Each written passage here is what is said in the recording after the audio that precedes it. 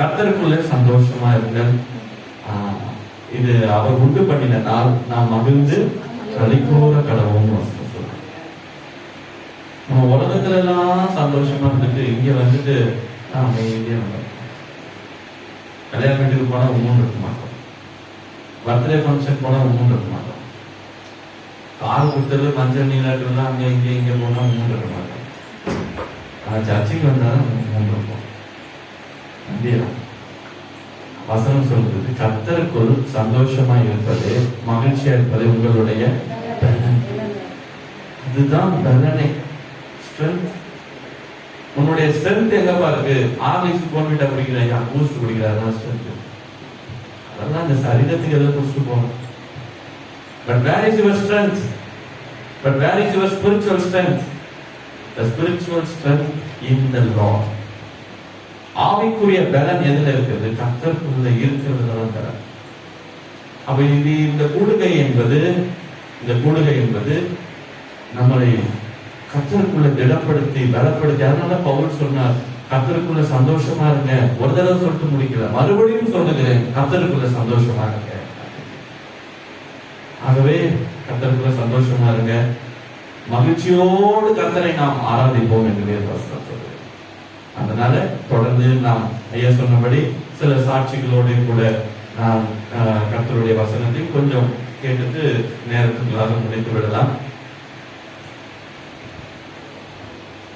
கடவுள் மரித்தார் என்று உன்னிடம் யாராவது வந்து சொன்னால், அவர் கடவுள் அல்ல என்று நீ புரிந்து கொள் என்று சொல்லி, தஞ்சாவூர் மாவட்டத்தில் உள்ள ஒரு மிகப்பெரிய கோவில் நிர்வாகியா இருந்த அவருடைய தன் பேரனுக்கு தன் இந்த வார்த்தையை சொல்லி, பிராமண சகோதரர் அவர் தன்னுடைய பேரனுக்கு சொல்லிக் கொடுத்தார். எப்படி சொல்லிக் கொடுப்பாருன்னா, அவன் தாத்தா தலையில கொட்டி சொல்லிக் கொடுத்தார்.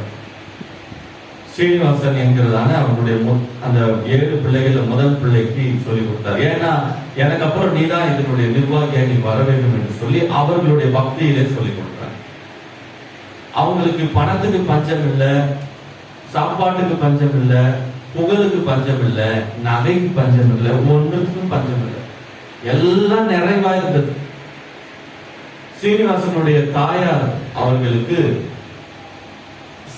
சில நாட்களிலே பலவீனமானார். என்ன பாவம்னா, இந்த கோயில்களுடைய அக்ரகாரனுடைய நிலை, அந்த அக்ரகாரம் சொல்லுவார்கள், அதுக்குள்ள வந்தால் சிறு பிள்ளைகளை பார்த்தா அவங்க அடிக்க, கழுத்தை பிடிச்சு நெரிக்க போவாங்க.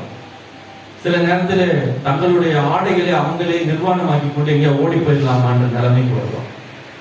இதனால இதை பார்த்து சகிக்க முடியாத அவர் தகப்பனார் அவங்க அம்மாவை கொண்டு ஒரு அறையில அடைத்து வைத்தார். ஆனால் மிகுந்த பக்தி வைராக்கியம் உள்ள ஒரு குடும்பம். இன்னைக்கு ஜீவனுள்ள தேவனை ஆராதிக்கிற என்று சொல்லுகிற நமக்கு இருக்க வேண்டிய பக்தி கூட என்னை சேர்த்து நான் சொல்லுகிறேன். நமக்கு இருக்க வேண்டிய பக்தியை காட்டிலும் நாம் சில நேரங்களில் மற்றவர்களை சொல்லுகிறவர்களுடைய பக்தி சில நேரங்களில் கூடத்தான் இருக்கு. பிரியமாக நம்முடைய பக்தி நிமித்தம் தேவன் நம்மை ரட்சிக்கவில்லை அப்படின்னா ஒரு பையன் நம்ம உள்ள வந்து முடியாது. நம்மளுடைய ரொம்ப நம்ம தேவன் மேல அன்பு கூர்ந்தனால நம்மளை ரட்சிக்கல. நம்மளுடைய ஒரு நற்கிரியைகளை நிமித்தமும் தேவன் நம்மை ரட்சிக்கவில்லை. அவருடைய பெரும் நன்மை மகா பெரிய அன்பினாலே நம்மை ரட்சிக்க. அந்த ஒரு காரணம் ஒண்ணுதான் வெளிய. இன்ஃபேக்ட் மற்றவங்களை காட்டிலும் நம்ம எந்த விதத்திலும் யோகியவான்னு சொல்றதுக்கு தகுதி. ஏன்னா அவர்களுடைய பக்தி அப்படி இருக்குது. அவங்களை பத்தி பேசுறது பெருமையா பேசுறது தரல. ஆனால் ஜீவனுள்ள தேவன், வானத்தையும் பூமியும் உண்டாக்கின ஒன்றான மெய் தேவன் ஆகிய ஆராதிக்கிற அவருடைய குமாரனையே நமக்காக தந்தவரை ஆராதிக்கிற நம்முடைய பக்தி மிக சொற்பம். நேரத்துக்கு ஆலயத்துக்கு வரமாட்டோம். 4 வாரத்துல நினைச்சா வருவோம், நினைச்சா போயிட்டே இருப்போம்.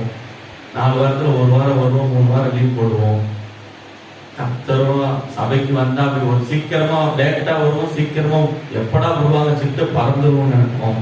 என்னையும் சேர்த்து அந்த சுபாவங்கள் நிறைஞ்ச மக்களை போய் எப்படி இவ்வளவு அன்பு கூடுறாரு. ஆனா எதையோ பார்க்கணும்னா காத்து கிடக்குறான் 4 மணி நேரம், எங்கேயோ போறான் அந்த பக்தி. அதனாலதான் வேதவசனம் சொல்லுது, பக்தி உள்ளவர்களை கர்த்தர் தமக்கென்று தெரிந்து கொண்டார். ஏன் சில பேர் அப்படிப்பட்ட பக்தி உள்ளவர்கள் ஏன் தெரிந்து கொள்ளுகிறார் தெரியுமா? ஏன்னா அப்படிப்பட்டவர்களை தேவன் விரும்புகிறார். இன்ஃபேக்ட் அவங்க தேவனை அறியாவிட்டாலும் அவர் அவங்க மேல ஆசீர்வாதங்களை சில நேரத்தில் கொடுக்கிறார். ஆசீர்வாதம்னா பொதுவான ஆசீர்வாதங்களை நான் சொல்றேன்.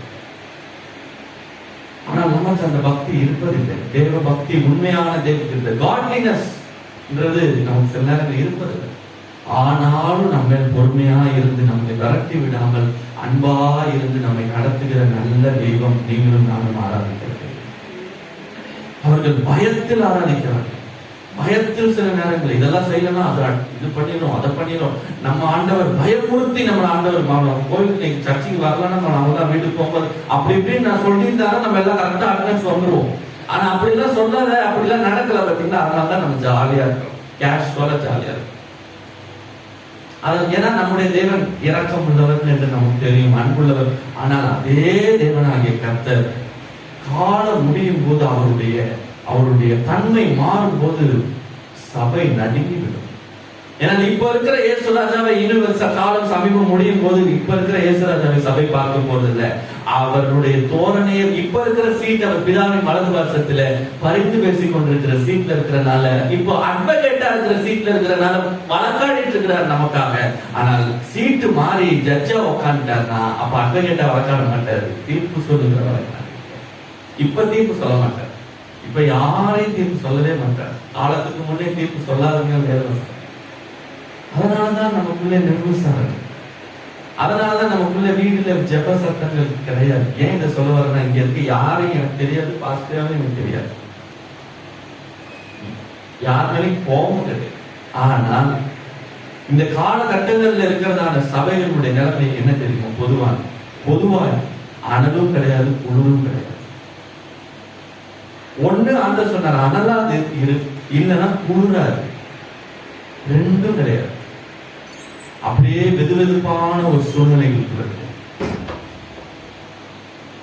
அப்ப எதுக்கு இதை சொல்ல வருகிறேன் என்று சொன்னால், அவர்களுக்கு இருந்த பக்தி, அவன் தாத்தா ஸ்ரீனிவாசனுடைய தாத்தா சொல்லி கொடுத்தாரு, தலையில கொட்டி சொல்லி கொடுத்தாரு. கடவுள் மறித்தார் என்று யாராவது சொன்னா கடவுள் இல்லைன்னு சொல்லி புரிஞ்சுக்கோ அப்படின்னு சொன்னார். ஆனா அவன் தாயாருடைய நிலைமை மிக மோசமான போது பல இடங்களுக்கு அவங்க அலைந்தாங்க. அவங்களுடைய நம்பிக்கையின்படி பல புண்ணிய ஸ்தலங்களுக்கு போனாங்க. அவங்களுடைய நம்பிக்கையின்படி பல பணங்களை செலவழிச்சாங்க. ஒரு இடம், குறிப்பிட்ட இடம் போகும், மந்திரவாதி கிட்ட போகும்போது அவங்க மந்திரவாதி அவங்களுடைய தாயாருக்கு அந்த பையன் கண் முன்னாடி இரும்பு கம்பியை காய்த்து சூடு போட்டபோது தாயை துடித்தார்கள். ஏற்கனவே அவங்க பலவீனமா இருக்காங்க, இன்னும் துடித்த உடனே அவங்க கேட்டாங்க, ஏன் எங்க அம்மாவை இப்படி இந்த மாதிரி போடுறீங்க? தம்பி, இது போட்டாதான் சரியா உங்க அம்மாக்கு, அப்படியாவது சரியாயிருமான வீட்டுக்கு வந்து பார்த்தா ஒன்றும் சரியா. அதே நிலைமை தாயார் நாளுக்கு நாள் மெலிந்து கொண்டே போனார்கள். அந்த நேரத்திலே ஒரு சகோதரன் அவருக்கு இந்த புதிய ஏற்பாடை கொடுத்து, சங்கீத நீதிமொழிகள் அடங்கிய, முற்காலத்திலே இந்த காலத்துல ப்ளூ கலர்ல இருக்கும், முற்காலத்திலே ரெட் கலர்ல இருக்கும். அப்போ இந்த புதிய ஏற்பாடை கொடுத்து, சகோதரனே இதனை படி, இயேசு கிறிஸ்து உனக்காக எனக்காக சிலுவையில் மரித்தார், அவர் நம்முடைய பாவங்களை ஏற்றுக்கொண்டார், அவர் மரித்தார், மூன்றாம் நாள் உயிரோடு இருந்தா, இன்று உயிரோடு இருக்கிறார் சொன்னோடனே அவனுக்கு ஸ்ரீனிவாசனுக்கு 19-18 வயது நேரம் ஸ்ரீனிவாசனுக்கு என்ன ஞாபகம் வந்ததுன்னா, தன் தாத்தா சொல்லி கொடுத்த ஞாபகம் வந்து சின்ன வயசுல இருந்து. கடவுள் மரித்தார் என்று செத்தார் என்று யாராவது உன்னிடத்துல சொன்னாரா? கடவுள் அல்ல. உடனே அவன் திரும்பி கேட்டான் அந்த புக்கை கொடுத்தவன்ட்ட, அவரையே காப்பாற்ற சிலுவையில காப்பாற்ற முடியல, அவரே மரித்தார்னா எப்படி அவரை கடவுள் என்று? இல்லப்பா, நம்மளுடைய பாவத்துக்காக, நம்முடைய சாபத்துக்காக தான் நம்ம சிலுவையில மரித்தார். நீ அவரை ஏற்றுக்கொண்டால் உன்னுடைய பாவத்திலிருந்து, சாபத்திலிருந்து, நோயிலிருந்து, பேயிலிருந்து விடுதலை தருவார் என்று சொல்லி போது அவரை வாங்கிவிட்டு ஒண்ணும் இது பண்ணல, சரின்னு போயிட்டான். அமைதியா வாக்குவாதம் பண்ண போயிட்டு அந்த புக்கு ஒன்றும் படிக்கல, அப்படியே வீட்டுல இருந்தது. ஆனால் தன் தாயினுடைய நிலைமை, மருத்துவரிடம் மருத்துவர் சொன்னார், இன்னும் 2 வாரத்தில் உன் தாய் மறைத்து போவார், எலும்பு தோலுமா இருக்கிறாங்க. இந்த சூழ்நிலையில என்ன செய்வது என்று, எதிர்காலம் நம்பிக்கை இல்லாத சூழ்நிலை, கேள்விக்குறியான சூழ்நிலையில, ஹோப்லெஸ் சிச்சுவேஷன்ல போகும்போது அவர் அப்படியே வீட்டுல ஒரு நாள் கண்ணீரோட இருக்கும்போது திடீர்னு அவருக்கு அந்த ரெட் கலர் இந்த புதிய ஏற்பாடு அவருடைய கண்ணில் பட்டது. புதிய ஏற்பாடு எடுத்து அவர் அன்னைக்கு கொடுத்தார் என்று சொல்லி, தன்னுடைய நம்பிக்கை இல்லாத சூழ்நிலை இதை வாசிக்க முற்பட்டது. எதாச்சமா திறந்தார். அவருக்கு ஒண்ணுமே தெரியாது. அவர் கிறிஸ்தவ நண்பர்கள் கிடையாது, கிறிஸ்தவ சபைகள் கிடையாது, வாசனையே இல்லாத மனுஷன். அவர் எதாச்சமா எடுக்கும்போது ஆண்டவராக இயேசு கிறிஸ்து எபீருனுடைய மகளை உயிரோடு கூட எழுப்பின பகுதியை வாசிக்க முற்பட்டார். அது எடுக்கும்போது அந்த பகுதி வந்தது. ஜெபாலய தலைவன் எபீருடைய மகளை இயேசு கிறிஸ்துவினோடு எங்க வைத்து எழுப்புகிறார்? வீட்டிலே வைத்து குறிப்பிட்ட நபர்கள், தாய், தகப்பன், அவருடைய 3 சீஷர்கள் மட்டும் இருக்கிற இடத்துல வைத்து எழுப்புறாருன்னு இவருக்கு ஒரு சந்தேகம் வந்தது. அந்த மந்திரவாதி அப்படிதான் பண்ண, யாரையும் உள்ள விடாம ஒரு சின்ன, இவர் என்ன மந்திரவாதி போல எல்லாரையும் வெளியே அனுப்பிட்டு இவர் மட்டும் பண்றாரு என்று சொல்லி அப்படியே யோசித்து கொண்டிருக்கிறார். இதை என்னால் ஏற்றுக்கொள்ள முடியவில்லையே, விதண்டாவாதமாய் தனக்குள்ளே ஒரு போராட்டத்தில். அப்ப அதை அடுத்து அப்படியே வேற ஏதாவது செய்திருப்பாரா என்று பார்க்கும்போது ஆண்டவராக இயேசு கிறிஸ்து நாயின் ஒரு விதவையின் மகனை, ஒரே மகனை, நாயின் ஒரு விதவையின் மகனை வீதியிலே வைத்து எழுப்புகிறார். கிராமத்தினுடைய நுழைவாயிலே வைத்து எழுப்புகிறார். அதை அவர் வாசிக்க முற்பட்டார். அப்படியே வாசிட்டே வரும்போது லூக்கா சுவிசேஷத்துல இது வரும், நாயின் ஒரு விதவையின் மகன். அப்போ அவருக்குள்ள இப்போ சாக்குபோக்கு சொல்ல முடியல, எல்லாரும் மத்தியிலும் பப்ளிக்காக ஆண்டவராக இயேசு கிறிஸ்து ஊர் ஜனங்கள் கண் முன்னாடி எழுப்புகிறார். செத்தவர்களை உயிரோடு எழுப்பினார். இவருக்கு ஆச்சரியமா இருக்கு. உடனே இதை விட வேற ஏதாவது ஆண்டவர் செய்திருக்க கூடுமா என்று சொல்லி யோசிக்க ஆரம்பித்து அவர் அப்படியே திருப்பும்போது யோவான் சுவிசேஷத்துக்கு வரும்போது அவருக்கு தேவையான அந்த ஒரு சம்பவம், லாசருவே வெளியே வா என்று சொல்லி மரித்து 4 நாட்கள் ஆன பிறகு உயிரோடு கூட எழுப்பினார். ஒரே வார்த்தையில எப்படி சிறு பெண்ணே எழுந்துருன்னு ஆண்டவர் சொன்னார். இயேசு சொன்னார், உயிரோடு எழுந்துட்டார். வாலிபனே எழுந்துருன்னு சொன்னார், உயிரோடு எழுந்துட்டார்.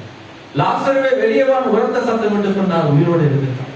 இவருடைய ஒரு வார்த்தையில் எப்படி இவ்வளவு வளம்? எங்க அம்மா செத்துட்டு இருக்கிறாங்க, இவர் என்னன்னா செத்தவனும் உயிரோடு எழுப்பி கல்லறையில வைக்கப்பட்டவனை உயிரோடு எழுப்பினார் என்ற செய்தியை கேட்ட உடனே அவருக்குள்ள ஒரு சின்ன விசுவாசம், இவர்கிட்ட கேட்கலாம், எவ்வளவோ முயற்சித்து பார்த்தாச்சு, இவர்கிட்ட போகலாமான்னு சொல்லுமா, தாய்கிட்ட சொல்லும்போது இந்த மாதிரி ஒரு சர்ச்சுக்கு போகலாம், அவங்க ஜெபம் பண்ணுவாங்க நமக்காக. அவங்க அம்மா உடனே சொன்னாங்க, எதிர்ப்பு தெரிவித்தாங்க. நான் செத்தாலும் என்னை எப்படியே சாகும், சர்ச்சுக்கு போனேன்னா கிறிஸ்தவ ஆயிட்டேன்னு சொல்லுவாங்க, அதனால என்னை விட்டு, ஏன்னா அவங்களுக்கு மிகுந்த பக்தி வைராக்கியமான அந்த பின்னணியை சார்ந்தவர். உடனே அவர் சொன்னாங்க, வேண்டாம். ஆனால் அவர் கண்ணீரோட, நீங்க உங்களுக்காக வாழ்ந்தாலும் எங்களுக்காக, எனக்கு அடுத்த 7 பிள்ளைகளுக்கு எங்க நிலைமை, இவருக்கே 19 வயசு, அடுத்த பிள்ளைங்களுக்கு என்ன, தயவு செய்து நீங்க வாங்கன்னு சொல்லி மிக வற்புறுத்தி அவங்க அம்மாவை ஒரு சிறிய அவங்க வீட்டுக்கு பக்கத்துல இருந்த ஒரு ஆலயத்துல போய் ஒரு உபவாச ஜபத்துல போய் அவங்க எங்க அம்மாவுக்கா ஜெபம்னு சொல்லும் போது அந்த உபவாச ஜபத்தை சபையார் எல்லாரும் சேர்ந்து, அவருக்கு மிகுந்த பெரிய ஆச்சரியம். எனக்கு யாருமே முன்ன பின்ன தெரியாது, ஆனா நாங்க ஜெபிங்கன்னு சொன்னா இவ்வளவு பானத்தோடு அந்த சபையார் கண்ணீரோடு ஜெபித்து 1 மணி நேரம், 2 மணி நேரம், 3 மணி நேரத்துக்கு மேலாக கண்ணீரோடு அந்த தாயினுடைய மரண கட்டுகள் மாற வேண்டும் ஆண்டவரே என்று சொல்லி ஜெபித்து உண்மை நம்பி வந்திருக்கிறார்கள் என்று சொல்லி அதை வைத்து போது அந்த மரண கட்டுகள் இருந்தெல்லாம் ஆண்டவர் விடுதலை, குமாரன் விடுதலையாக்கினார், மெய்யாக விடுதலையாக என்ற சத்திய வார்த்தையின் படியே மரண கட்டுகளில் இருந்து விடுதலையாக்கி இன்னைக்கு நான் சொல்லுகிறேன், அதை வெங்கடேசன் ஐயா சீனிவாசன் ஐயாவுக்கு அவருக்கே 65 வயது கிட்ட ஆயிடுச்சு. இன்னைக்கு அவருடைய தாயார் இன்றைக்கு உயிரோடு இருக்க ஆண்டவர் அனுக்கிரகம் செய்திருக்கிறார். அல்லேலூயா, அல்லேலூயா. இயேசு கிறிஸ்து நேற்றும் இன்றும் என்றும் மாறாதவராக இருக்கிறார். அல்லேலூயா. இன்றைக்கு நான் சமீபத்துல கூட அவரை நேரில் சந்திக்க நேரிட்டது. அவர் அப்ப சொல்லும் போது சொன்னாங்க, 80 வயதுக்கு மேல, 80 வயது 83 வயதுக்கு மேல இன்றைக்கு என் தாயார் உயிரோடு இருக்கிறார் என்று சொன்னார். ஆண்டவராக இயேசு கிறிஸ்து இந்த ஒரு வார்த்தை புதிய ஏற்பாடு அவர் கொடுத்தது யாரோ நமக்கு தெரியாது.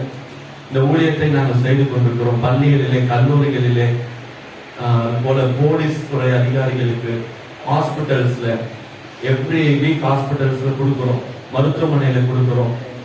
எங்கெல்லாம் கிடைக்குதோ கர்த்தருடைய வசனத்தை நாங்கள் விதைத்துக் கொண்டே இருக்கிறோம். ஐயா சொன்னாங்க, இந்த ஊழியமானது சபையினுடைய அங்கமாய் தான் இருக்கிறது. கிதியன்ஸ்க்கு இந்த ஊழியத்துக்கு எந்த தனி சபை கிடையாது. நாங்கள் எல்லாரும் ஒவ்வொரு சபைகள் இருந்து கொண்டு இந்த ஊழியத்தை செய்து கொண்டிருக்கிறோம். நீங்கள் கொடுக்கிற முதலாவது உங்களிடத்தில் எதிர்பார்த்து இந்த ஊழியத்துக்காக செல்வம் பண்ணுங்கள். எவ்வளவோ எதிர்ப்புகள் உண்டு, எவ்வளவோ தடைகள் உண்டு, எவ்வளவோ இதுக்கான தடைகளும் மற்ற காரியங்கள் எல்லாம் உண்டு, சொல்ல முடியாத காரியங்கள். ஆனால் அதெல்லாம் மீறினா இன்னைக்கு கர்த்தருடைய வசனத்தை கடந்த வருஷம் மாத்திரம் ஏறக்குறைய அப்ராக்சிமேட்லி ஏறக்குறைய 1,60,00,000 புதிய பாடுகளை ஏறக்குறைய இந்திய தேசத்திலே கொடுக்க 25 மொழிகளிலே கொடுக்க ஆண்டவர் உதவி செய்தார். அல்லேலூயா, அல்லேலூயா. கர்த்தருக்கு ஸ்தோத்திரம். இதுக்காக ஜெபியுங்கள். இந்த ஊழியத்துக்காக தாங்கள் ஒரு புதிய பாடை அச்சிடுறதுக்கு 50 ரூபாய் ஆகுது. இந்த ஒயிட் டெஸ்டமெண்ட் இந்த வெள்ளை கலர்ல இருக்கிறது டாக்டர்ஸ் அண்ட் நர்சஸ்க்கு கொடுக்கும். சமீபத்திலே நர்சஸ் டே போது செவிலியர்களுக்கு, டாக்டர்ஸ்க்கு இந்த மாதிரி கலர். ஸ்கூல் ஸ்டூடெண்ட்ஸ்க்குன்றதுக்காக இந்த பாக்கெட் சைஸ்ல நியூ டெஸ்டமெண்ட்ஸ் வச்சிருக்கோம். சாம் அண்ட் ப்ராவர்ப்ஸோட பிள்ளைகளுக்கு, பள்ளியில படிக்கிற பிள்ளைகளுக்கு, காலேஜ் ஸ்டூடெண்ட்ஸ்க்கு ஏதோ அநேக சாட்சிகள் உண்டு. நான் நேரத்தின்படினா தாராளமா உங்களுக்கு சாட்சி சொல்லணும். ஒரு பள்ளி, ஒரு இன்ஸ்டிடியூஷன்ல நம்ம மாநிலத்துல இல்ல 25 மொழிகள்ல கொடுக்குறோம். ஹிந்தி ஐயா சொல்லிட்டாங்க, மலையாளம், கன்னடம், தெலுங்கு, ஒடியா, அசாமி, இப்படி 25 அபிஷியல் லாங்குவேஜஸ்ல நம்ம இந்த புதிய ஏற்பாடை இலவசமாய் கொடுக்கிறோம். யாரிடத்திலும் பணம் வந்தது. கடந்த 2-3 மாதங்களா 75 நாளா நம்மளுடைய பொருட்காட்சி ட்ரேட் ஃபேர்ல கொடுத்தோம். எனக்கு கூட 25,000-30,000 புதிய ஏற்பாடுகளை கொடுக்க ஆண்டவர் அனுகிரகம் செய்தார். அல்லேலூயா. ட்ரேட் ஃபேர் பொருட்காட்சி போயிருந்தீங்கன்னா பார்த்துக்கலாம். அங்க நம்ம ஸ்டால் போட்டிருந்தோம், போட்டு கொடுக்கிறோம். எப்படி ஆகிய கர்த்தருடைய வசனம் போகணும், ஜனங்கள் ரட்சிக்கப்பட வேண்டும், சபையிலே சேர்க்கப்பட வேண்டும், பரலோகத்துக்கு வர. இந்த ஒரே தரிசனம் ஒன்றுதான் எங்களுடைய தரிசனம். வேற இது தவிர்த்து வேற ஒண்ணும் கிடையாது. நீங்க கொடுக்கிற ஐயாசனப்படி சபையினுடைய தசமபாகம் காணிக்கைகளை நாங்கள் ஒருபோதும் கேட்பதில்லை. ஆனால் இந்த ஊழியத்துக்கு என்று நீங்க மன உற்சாகமாய் கொடுக்கிற 1 ரூபாயும் நான் இதில் எடுத்துக்கொண்டு போவதில்லை. இந்த ஊழியத்தில் இருக்கிற எல்லாரும் தங்கள் வேலைகளை, பணிகளை செய்து கொண்டுதான் இந்த ஊழியத்தை செய்கிறார்கள்.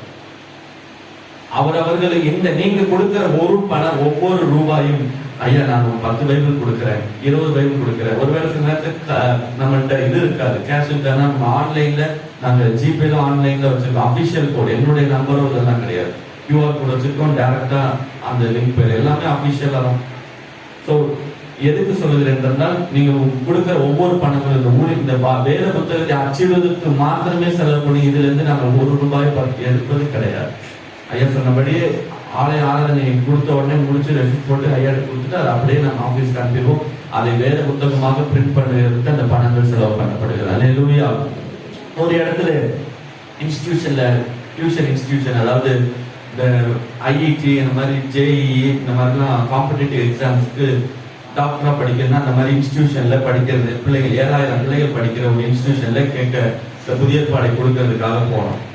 அப்போ கேட்கும்போது அவங்க சொன்னாங்க, ஐயா இது ஒரு ரிலீஜியஸ் மத சம்பந்தப்பட்ட புக்கா இருக்கு, அதனால இதை நாங்க அலோவ் பண்ண மாட்டோம் அப்படின்னு சொல்லி, வேணா நீங்க ஒரு 5-6 ஒரு 5-10 காப்பி டேபிள் மேல வச்சுட்டு போங்கன்னு சொல்லி விட்டார்.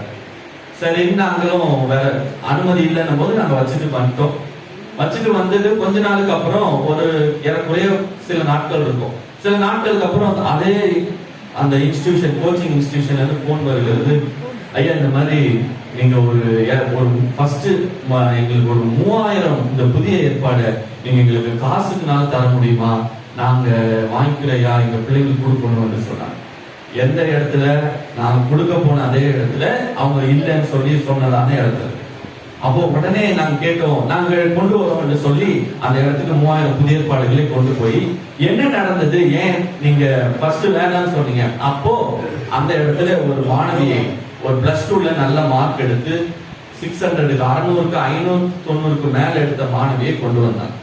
அப்ப அந்த மாணவியிட்ட பேசும்போது என்னமா நடந்தது, இந்த மாணவியினாலதான் இன்னைக்கு காரணம்னு சொன்னாங்க. அப்ப அந்த மாணவிக்கு என்ன நடந்ததுன்னு கேட்டா, அந்த ஸ்டூடெண்ட் சொன்ன ஒரு காரியம், ஐயா என்னால படிக்க முடியல, நான் நல்ல மார்க் எடுத்தேன் +2ல, ஆனா இந்த இன்ஸ்டிடியூஷன்ல இவங்களுடைய சிலபஸ், இவங்களுடைய இது படி என்னால படிக்க முடியல. கொஞ்ச நாள் ஆனோன்னு எல்லாவற்றிலும் ஃபெயில் ஆக வீக்லி டெஸ்ட் வைப்பாங்க, அந்த ஸ்லிப் டெஸ்ட் மாதிரி வீக்லி டெஸ்ட், அதுல எல்லாத்துலயும் ஃபெயில் ஆக ஆரம்பிச்சோன்னு நான் போய் சார்ட்ட கேட்டேன், சார் என்னால படிக்க முடியல, என் ஃபீஸை ரிட்டர்ன் பண்ணிருங்க, நான் வேணா போய் எங்க அம்மா அப்பாவோட இந்த ஹாஸ்டல்ல தங்கி அனுப்பல படிச்சேன், ஏன்னா என்னால படிக்க முடியல, 1000கணக்கில் பணங்கள் செலவாகுது, எல்லாம் முடியல அப்படின்னு சொல்லும்போது அந்த சார் சொல்லிட்டாரு, ஃபீஸ் நான் திரும்ப தர முடியாது, நீ நல்லா படி, உனக்கு கனெக்டி நான் சொல்லி டீச்சர்ஸ் சொல்லி உனக்கு எக்ஸ்ட்ரா ஸ்பெஷலா கிளாஸ் வச்சு பண்ண சொல்றேன். இந்த மாணவிக்கு படிக்கவும் முடியல, காசும் திரும்ப தர மாட்டேன்றாங்க, என்ன செய்வேன்னு தெரியாதபடி ஏற்கனவே அந்த அழுத்தத்துல இருந்தபடினாலே அவள் தான் தற்கொலை செய்து சாக வேண்டும் என்ற தீர்மானத்தோடே கூட அந்த சார்ட்ட கேட்டா, அவர் டேபிள்ல இந்த மாதிரி அடிக்கிறோன்னே, சார் இந்த டைரி ஒண்ணு எனக்கு கொடுங்க அப்படின்னு. அவள் நினைச்சா இது ஒரு டைரி என்று சொல்லி தன்னுடைய தற்கொலைக்கான காரணத்தை எழுத வேண்டும் என்று சொல்லி கொண்டு ஒரு டைரியை வாங்கிட்டு போங்க, சார் எனக்கு இந்த டைரி கொடுப்பீங்களா, சரிம்மா எடுத்துட்டு போ அப்படின்னு கேட்கும். ஆனா வீட்டுக்கு அந்த ஹாஸ்டல்ல தங்கி நைட் எல்லாம் முடிச்சுட்டு ஒரு 11 மணிக்கு மேல யாரும் இல்லாத நேரத்துல தன்னுடைய தற்கொலை காரணம், நான் என்னுடைய சாவுக்கு யாரும் காரணம் இல்லை, என்னாலதான் படிக்க முடியல, நான் எங்க அப்பா அம்மாவை ஏமாத்த விரும்பல என்று சொல்லி தற்கொலை காரணம் எழுதுறதுக்காக திறக்கும் போது இதுல சங்கீத நீதிமொழிகளும் நம்ம இதுல சேர்த்திருக்கிறோம். ஆகவே அந்த சங்கீத பகுதியை ஒரு குறிப்பிட்ட சங்கீத பகுதியை வாசிக்க நேர்ந்தது. சங்கீதத்தில் அந்த ஒரு சங்கீதத்தை தான் வாசித்தா, ஒரு பக்கம் தான் வாசித்தா. வாசித்த உடனே அவளுக்குள்ள இருந்ததான அந்த மன பாரங்கள், மன கவலைகள், செத்துப்போ செத்துப்போ செத்துப்போ உன்னால படிக்க முடியலையேன்னு சொல்லுகிறது அந்த சத்தங்கள் அப்படியே நிறுத்தப்பட்டதை அவள் உணர்ந்தார். அவளுக்குள்ள ஒரு தெய்வீக டிவைன் பீஸ் அவளை கண்ட்ரோல் பண்ண ஆரம்பித்தது. அப்ப அவளுக்கு ரொம்ப சந்தோஷம். ஏன்னா இதுக்கு முன்னாடி அவளுக்கு தெரியும் நடந்தது, ஆனால் என்னமோ ஒரு மாற்றம் நடக்குது என்று சொல்லி அவ தன்னுடைய தற்கொலைக்கான காரணத்தை தள்ளி வைத்து விட்டு அன்னைக்கு நல்லா நைட்டு தூங்கிட்டு அதுக்கப்புறம் டெய்லியும் அதே கிளாஸுக்கு போனா. டெய்லி ஆனா காலையில ஏன்னா இது படிச்சா நமக்கு நல்ல ஒரு சமாதானமா இருக்குன்ட்டு என்ன ஏது ஒண்ணும் புரியாது, இயேசு அறியாத அந்த பிள்ளை, அவளுக்கு இயேசுக்கு சம்பந்தமே இல்லை. ஆனா இதை படிப்பா, டெய்லியும் கிளாஸுக்கு போவா, அதே வாத்தியார் தான், அதே பாடம் தான் எடுக்கிறாங்க, அதே நோட்டு. ஆனா அவளால் நல்லா உள்வாங்க முடியுது. யாரோ அவளுக்கு ஹெல்ப் பண்ற இது கான்செப்ட அழகா உள்வாங்கிக்கிறான். என்ன டீச்சர் நடத்துறாங்கன்ற கான்செப்ட ஈஸியா கிராஸ்பிங் பவர் என்று சொல்லுவாங்க.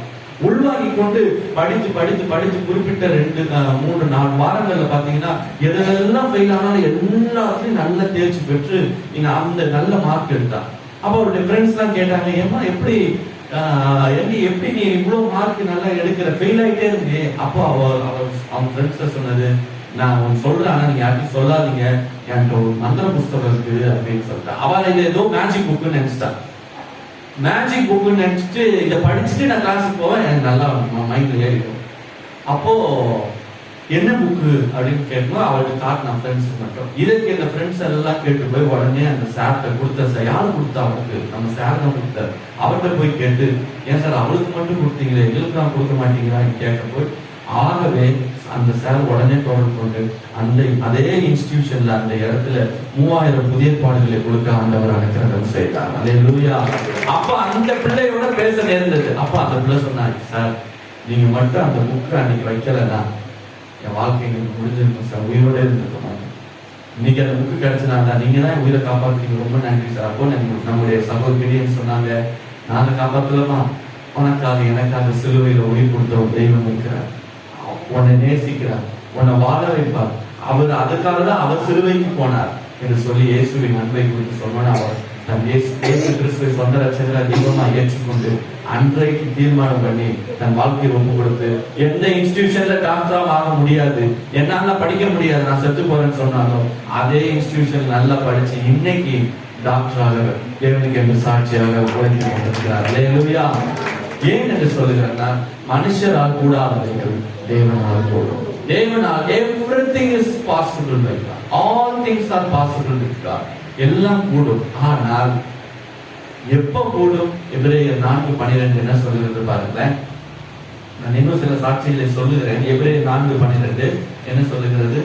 தேவனுடைய வார்த்தையானது ஜீவனும் வல்லமையும் உள்ளதாயும் இருபுறமும் எந்த பட்டயத்திலும் கருக்கானதாயும் ஆத்துமாவையும் ஆவியையும் கணுக்களையும் ஊனையும் பிரிக்கத்தக்கதாக குத்துகிறதாயும்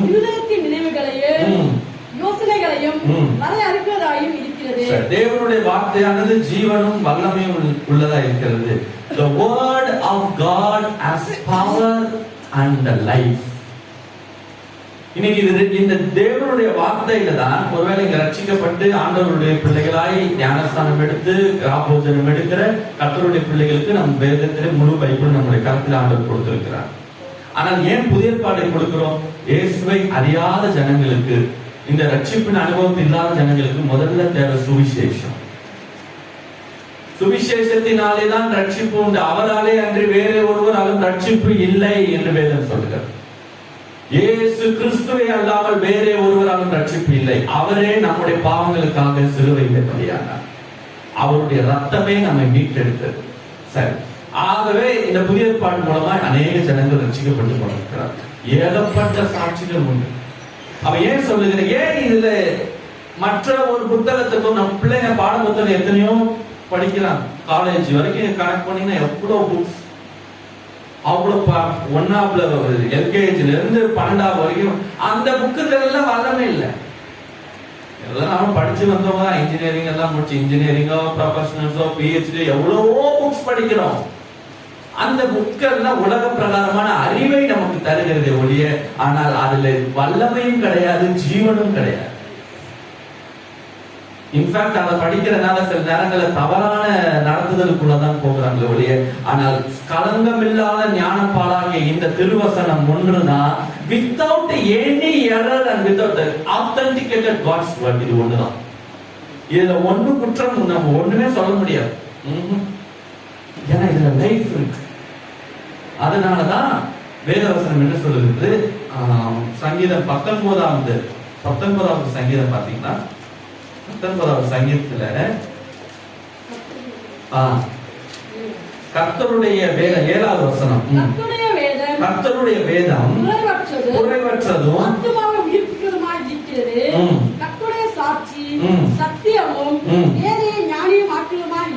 பேதையை ஞானியாக்குறது எதுனா கர்த்தருடைய வேதம். கர்த்தருடைய வேதம் குறைவற்றதுன்னா என்ன தெரியுமா? அதுல குறைய சொல்ல முடியாது.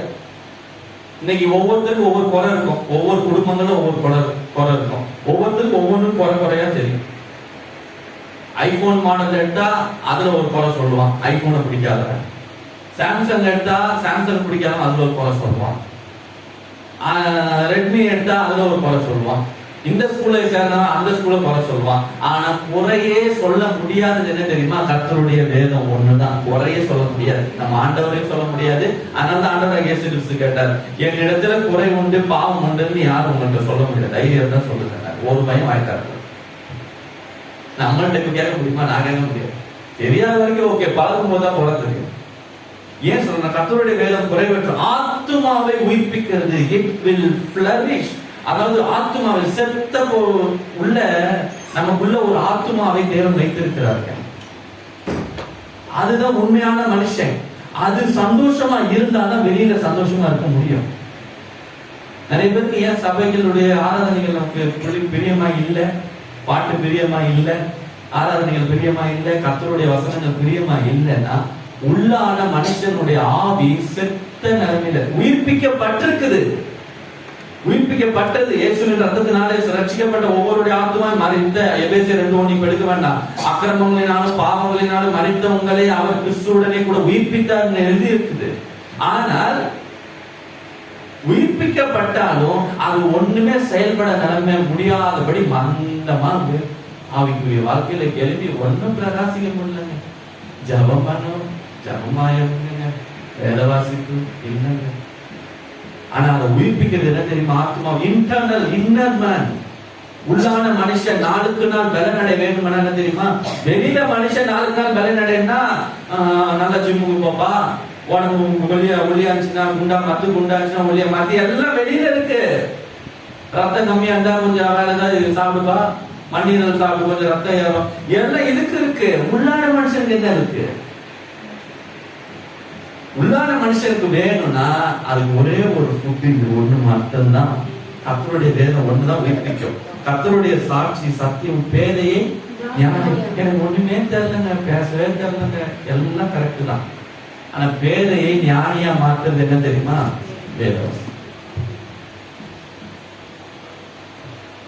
சங்கீதம் 143 அந்த இருபுற கருப்புல பட்டயம் என்று பார்த்தோமா? சரி, 43 இல்ல 49. சங்கீதம் 149வது சங்கீதத்துல 8வது வசனம் என்ன சொல்லுது பாருங்களேன். அவர்கள் வாயில் கர்த்தரை உயர்த்தும் துதியும், அவர்கள் கையில் இருபுறமும் கருப்புள்ள பட்டயமும் இருக்கும். அங்க எபிரேயர் 4:12 என்ன பார்த்தோம்? கர்த்தருடைய தேவனுடைய வார்த்தையானது எப்படிப்பட்டதா? இருபுறம் கருப்புள்ள பட்டயம் என்ன தெரியுமா? சரி, இதை புரிய வைக்கிறார். இருபுறம் கருப்புள்ள, நம்ம வீட்டுல யூஸ் பண்ற கத்தி ஒன் சைடு ஷார்ப்பா, ரெண்டு சைடு ஷார்ப்பா? ஒன் சைடு தான் ஷார்ப், கரெக்ட்டுங்களா? இருபுறம் கருப்புள்ள என்ன தெரியுமா? டபுள் த சைடு ரொம்ப ஷார்ப்பா இருக்கும். Double the side.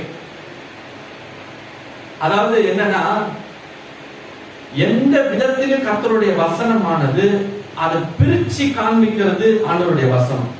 இந்த சில கத்திலாம் பாத்தீங்கன்னா, சில எல்லா கத்தியும் எல்லாத்தையும் யூஸ் பண்ண மாட்டாங்க. இந்த ஆப்பிள் இருக்க தோடு மட்டும் சில நேரத்தில் நம்ம பிரிக்கணும்னா அதுக்கு வேற விதமான கத்தி, புரியுதா? ஆனா நீங்க தக்காளியில இருக்க தோலை மட்டும் தனியா பிரிக்க முடியுமா? ஆனா அதை கூட ஃபைனா பிரிக்கிறதுக்கு வேற கத்தி இருக்கு.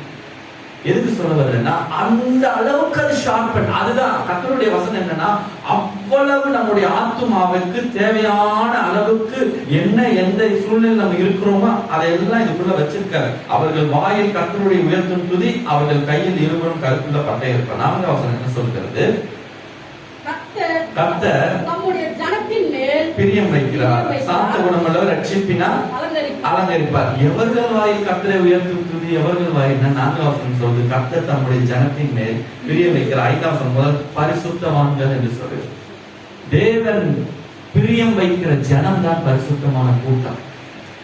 ஏன் இதுக்கு அங்கிருந்து இங்க எடுத்துட்டு வரேன்னா, நான் இப்படி போகாம கொஞ்சம் ரிவர்ஸ்ல வரேன். ஆனா இதுதான் விட மாட்டான் சத்துருவான். ஏன் இதுக்கு சொல்ல வருது? கர்த்தர் தம்முடைய ஜனத்தின் மேல் பிரியம் வைக்கிறார். யார் மேல பிரியம் வைக்கிறார்?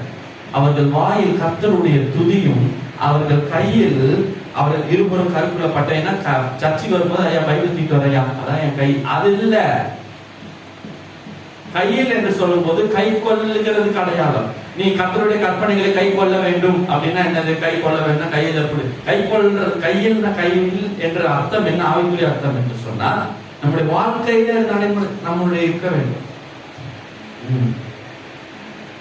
அதுதான் விட மாட்டாங்க சாஸ். எனக்கு தெரியும் ஆத்துமாவை உயிர்ப்பிக்கிறதா இருக்கிறது.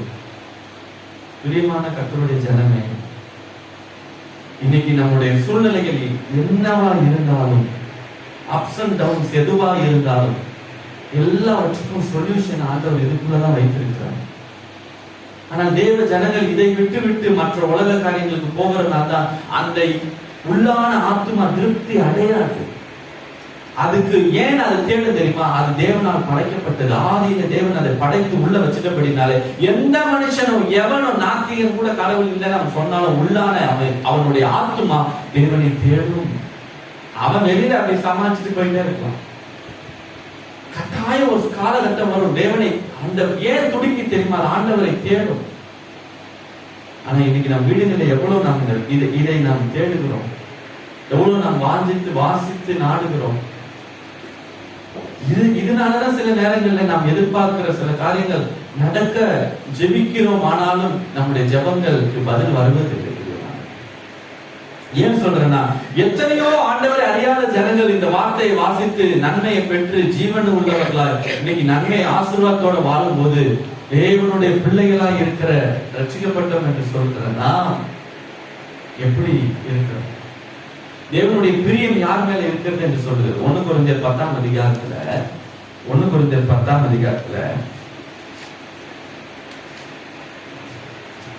முதல் வசனத்திலிருந்தே நான் வாசிக்கிறேன். புதிய பாட்டை 235வது பக்கம். 1 கொரிந்தியர் 10ஆம் அதிகாரம் முதல் வசனத்திலிருந்தே நான் வாசிக்கிறேன். இப்படி இருக்க சகோதரரே, நீங்கள் எவைகளை அறிய வேண்டும் என்று இருக்கிறேன் என்றால், எப்பா நான் நீங்க தெரிஞ்சுக்கணும், எவைகளை அறிய வேண்டும்னா ஒண்ணு தெரிஞ்சுக்கணும் நான் விரும்புறேன். எதை தெரிஞ்சுக்கணும்னா, நம்முடைய பிதாக்கள் எல்லாரும் மேகத்துக்கு கீழே இருந்தார்கள், எல்லாரும் சமுத்திரத்தின் வழியே நடந்து வந்தார்கள், எல்லாரும் சமுத்திரத்துக்குள்ளாக மேகத்தினாலும் சமுத்திரத்தினாலும் ஞானஸ்தானம் பண்ணப்பட்டார்கள், எல்லாரும் ஒரே ஞான போஜனத்தை புசித்தார்கள், எல்லாரும் ஒரே ஞான பானத்தை குடித்தார்கள். எப்படி எனில் அவர்களோடு சென்ற ஞான கண்மலையின் தண்ணீரை குடித்தார்கள், அந்த கண்மலை கிறிஸ்துவை. இந்த 4 வசனத்துல என்ன சொல்றது தெரியுமா? பவுல் மூலமாய் ஆவியானவர் அந்த கொரிந்து சபைக்கு சொல்றார். என்ன சொல்றாரு? இப்ப நம்ம சபைக்கு வந்த நம்ம எல்லாரும் அதாவது என்ன சொல்றாருன்னா, ஒருவேளை இன்னும் ஞானஸ்தானம் எடுக்காம இருந்தீங்கன்னா ஞானஸ்தானத்துக்கு ஒப்பு கொடுங்க. ஆண்டவருடைய வருகை மிக சமீபம். ஞானஸ்தானம் என்பது அவரோடு நாம் செய்யக்கூடிய உடன்படிக்கை. நாம் அவருக்கு சொல்லுகிற சம்மதம். இயேசு கிறிஸ்துவை சொந்த ரட்சகரை ஏற்றுக்கொள்ளுகிறது. அவர் நமக்குள்ளே வருகிறது, அவர் நம்மை ஏற்றுக்கொள்கிறார். ஆனா நாம் அவரோடு கூட, நானும் உம்மோடு கூட கடைசி வரைக்கும் உண்மையே தெய்வமாய் பின்பற்றுவாண்டவரை பின்வாங்க மாட்டேன் என்பதற்கு சம்மதம் தெரிவிக்கிறது ஞானஸ்தானம். கிறிஸ்துவுடனே மரித்து சிலுவை அடையாளமாய் உயிர்த்தெழுதற்கு அடையாளம். சரி, அந்த கதைக்கு எதுக்கு சொல்ல வரேன்னா, நம்ம இதெல்லாம் ஒருவேளை இங்க சிலர் ஆல்மோஸ்ட் 3/4 பேர் அப்பதான் தேவனுடைய பிள்ளைகளாய் அவரை ஏற்றுக்கொண்டவர்கள் எத்தனை பேர்களோ அத்தனை பேர்களும் தேவனுடைய பிள்ளைகளாகும்படிக்கு அதிகாரம் கொடுத்தார். தேவன் ஞானஸ்தானம் எடுத்து ஒப்புரவாகிற போதுதான் நம்முடைய ஆத்துமாக்கள் கிறிஸ்துவுக்கு சொந்தமாகிறது, நம்முடைய பெயர்கள் ஜீவ புஸ்தகத்தில் எழுதப்பட்டு பரலோகத்திற்கு நாம் போகிறதுக்கு அதுதான் கிறிஸ்துவோட பண்ணக்கூடிய உடன்படிக்கை, நல் மனசாட்சி உடன்படிக்கை என்று வேதம் சொல்கிறார். சரி, அதாவது கணவன் மனைவி என்று இருக்கு, நம்ம கல்யாணம் பிக்ஸ் பண்ணிருக்கோம், எல்லாம் செய்யறோம், எல்லாம் பண்றோம். ஆனா ஏன் ஒரு திருமணத்துல ஒரு ஆராதனையில அறிக்கை கேட்கிறாங்க, கடைசி வரைக்கும் இவரோட இன்பத்திலும் துன்பத்திலும் அப்படின்னு ஏன் கேட்கிறாங்க அப்படின்னா, அதுதான் தட் இஸ் a covenant, அதுதான் உடன்படிக்கை, covenant. அது போலதான் அதுதான் ஞானஸ்நானம். இப்ப இது எதை சொல்ல வராரு, பழைய ஏற்பாட்டுல இஸ்ரவேல் ஜனங்க எல்லாம் இப்படி கடந்து வந்தாங்க. நாம் புதுசா நீங்க தான் இப்ப புதிய ஏற்பாட்டுல இருக்கவங்களுக்கு தான் ஞானஸ்நானம் எடுத்த பிறகுதான் நம்ம கம்யூனியன் கொடுக்குறாங்க என்று நீங்க நினைக்கிறீங்க. ஆனா நீங்க ஒன்ன தெரிஞ்சுக்கணும், நம்ம புதிய ஏற்பாட்டுல இயேசு கிறிஸ்து வந்ததுக்கு அப்புறம் தான் ஞானஸ்நானத்தை அவரும் எடுத்தார், போஜனத்தை அவரும் எடுத்தார், இதெல்லாம் வந்தது நினைக்காதீங்க. பழைய ஏற்பாட்டிலே மோசேக்குள்ளாக இஸ்ரவேல் ஜனங்களை, எகிப்து என்பது பாவத்துக்கு அடிமையா இருக்கக்கூடிய, பாவத்தையும் உலகத்தையும் குறிக்கிறதான ஒரு இடம் தான் எகிப்து. அதுல இருந்து தேவன் தம்முடைய ஜனத்தை விடுவித்து வனாந்தர், அதுக்கு விடுதலை பண்றதுக்கு என்ன செய்ய வேண்டியதாயிற்று, ஒரு பலி செலுத்தவர், பஸ்கா. ஒரு 9 வாதைகள் பிளஸ் 1 கடைசி வாதையில 10வது வாதையா விட்ட மொத்தம் பார்வோன் விட்டான். 9 வாதை வர வரைக்கும் விடல. 10வது வாதை என்ன, ஒவ்வொரு ஆட்டுக்கு ஒவ்வொரு வீடுகளும் அந்த ஆட்டுக்குட்டி எதுக்கு அடையாளம், இப்போ ஆட்டுக்குட்டி பண்றீங்க, என் குமாரனாகிய இயேசு கிறிஸ்துவை அனுப்புவேன், அவர் வருவார், ஆட்டுக்குட்டியானவர் வருவார், அவருடைய ரத்தத்தினாலதான் நாம் பாவத்திலிருந்து இந்த உலகத்திலிருந்து விடுதலையாகப்படும் என்பது அடையாளமாய் பழைய ஏற்பாட்டை மோசே வைத்து ஆண்டவர் செய்ய வைக்கிறார். எகிப்திலிருந்து விடுதலையாக்கி வனாந்தரத்தில் கொண்டு வந்தார். அவங்களை கொண்டு வந்த போது சிவந்த சமுத்திரம், அதைத்தான் சொல்றார். அவங்க எல்லாரும் ஒரே அப்பத்தை புசித்தாங்க, மன்னா, எல்லாரும் ஒரே பானத்தை குடித்தாங்க. இவ்வளவும் அவங்க செய்தாங்க. இன்னைக்கு நம்ம செய்யறோம், கம்யூனிட்டி இன்னைக்குதான் எடுக்கிறோம், இன்னைக்குதான் ஞானஸ்தானம் இல்ல, இதுக்கு நிலநாட்டமா அன்னைக்கே மோசைக்குள்ளாக அவங்கள செய்ய வச்சுட்டாங்கன்னு சொல்லிட்டு, இவங்க எல்லாம் யாரு, இவங்களெல்லாம் ஆண்டவர் பிரியம் இல்லாம கொண்டு வந்தார். தம்முடைய சொந்த ஜனம் என்று சொல்லி ஆசையா அங்க இருந்து கொண்டு வந்தார். என் ஜனம் கஷ்டப்படுது, பாவ உலகத்துல கஷ்டப்படுது, எகிப்துல கஷ்டப்படுது என்று சொல்லி அவர் அவ்வளவு இஸ்ரவேலுக்காக இறங்கி ஆண்டவர் வேலை செய்து யுத்தம் பண்ணி கொண்டு வந்தார். இவ்வளவு கொண்டு வந்ததுக்கு அப்புறம் இந்த ஜனத்தை இவ்வளவு சொல்லிட்டு 5வது வசனத்துல அப்படி இருந்தும் ஒரு வார்த்தை போடுறாங்க. அப்படி இருந்தும் என்ன தெரியுமா, இவ்வளவு செஞ்சியும் அவர்களின் அதிகமான பேர்கள் எடுத்து தேவன் என்னவா இல்லையா, சோறு தண்ணி கிடைக்கிறதுனால ஆண்டவர் நம்ம மேல பிரியமா இருக்கிறாருன்னு அர்த்தம் இல்லை. ஆண்டவர் விசுவாசியா இருந்து சோறு தண்ணி கிடைக்கும். கார்ல போறதுனால வீடு பங்களா இருக்கு, 40 பவுன் சவரன் இருக்கிறதுனால ஆண்டவர் என் மேல பிரியமா இருக்கிறான்ற அர்த்தம் இல்லை. பணம் இருக்கிறதுனால ஆண்டவர் என் மேல பிரியமா இருக்கிறான்ற அர்த்தம் இல்லை. நம்மள வேண்டிய பணம் நிறைய இருக்கிறவங்க தான்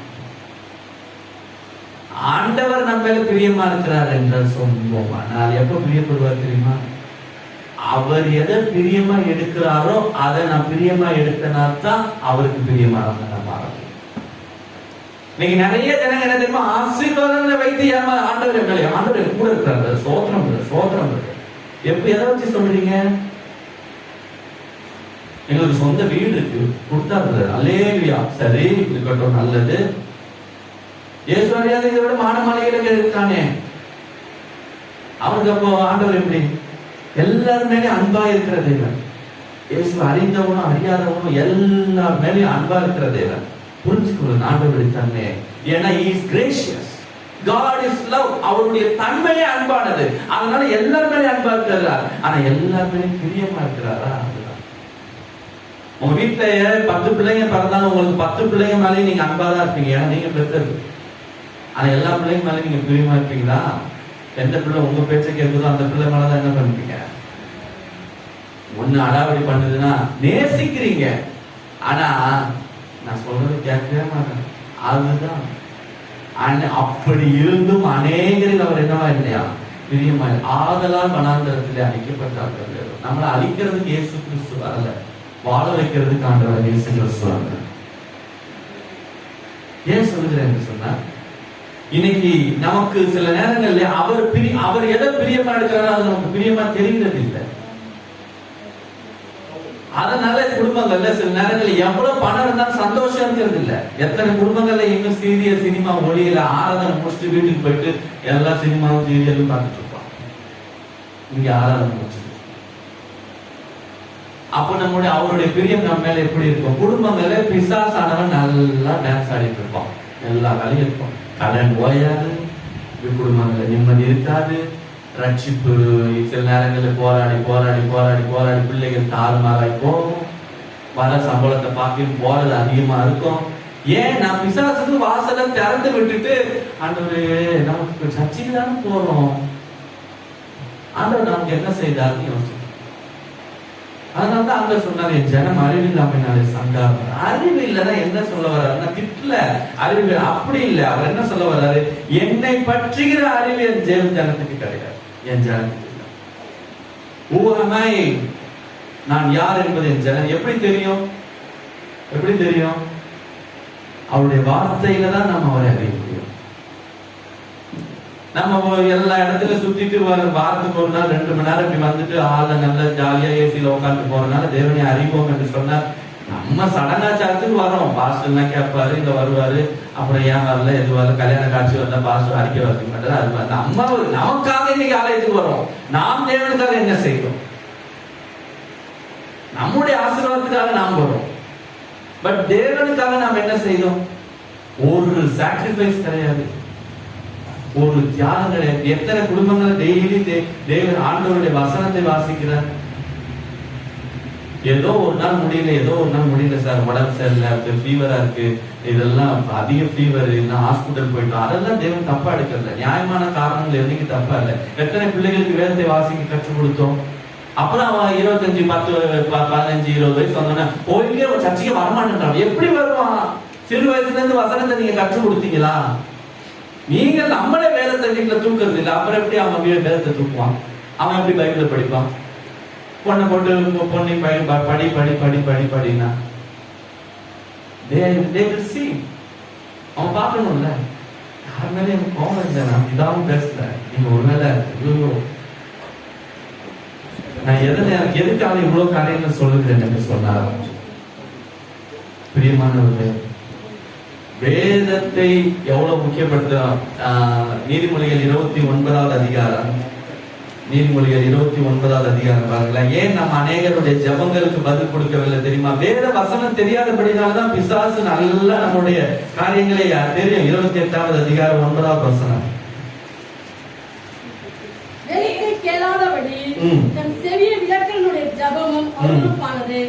நல்ல கவனிச்சு ஒரு வசனம் சொல்லுது. இந்த வசனம் நமக்கு எத்தனை பேருக்கு தெரியும்?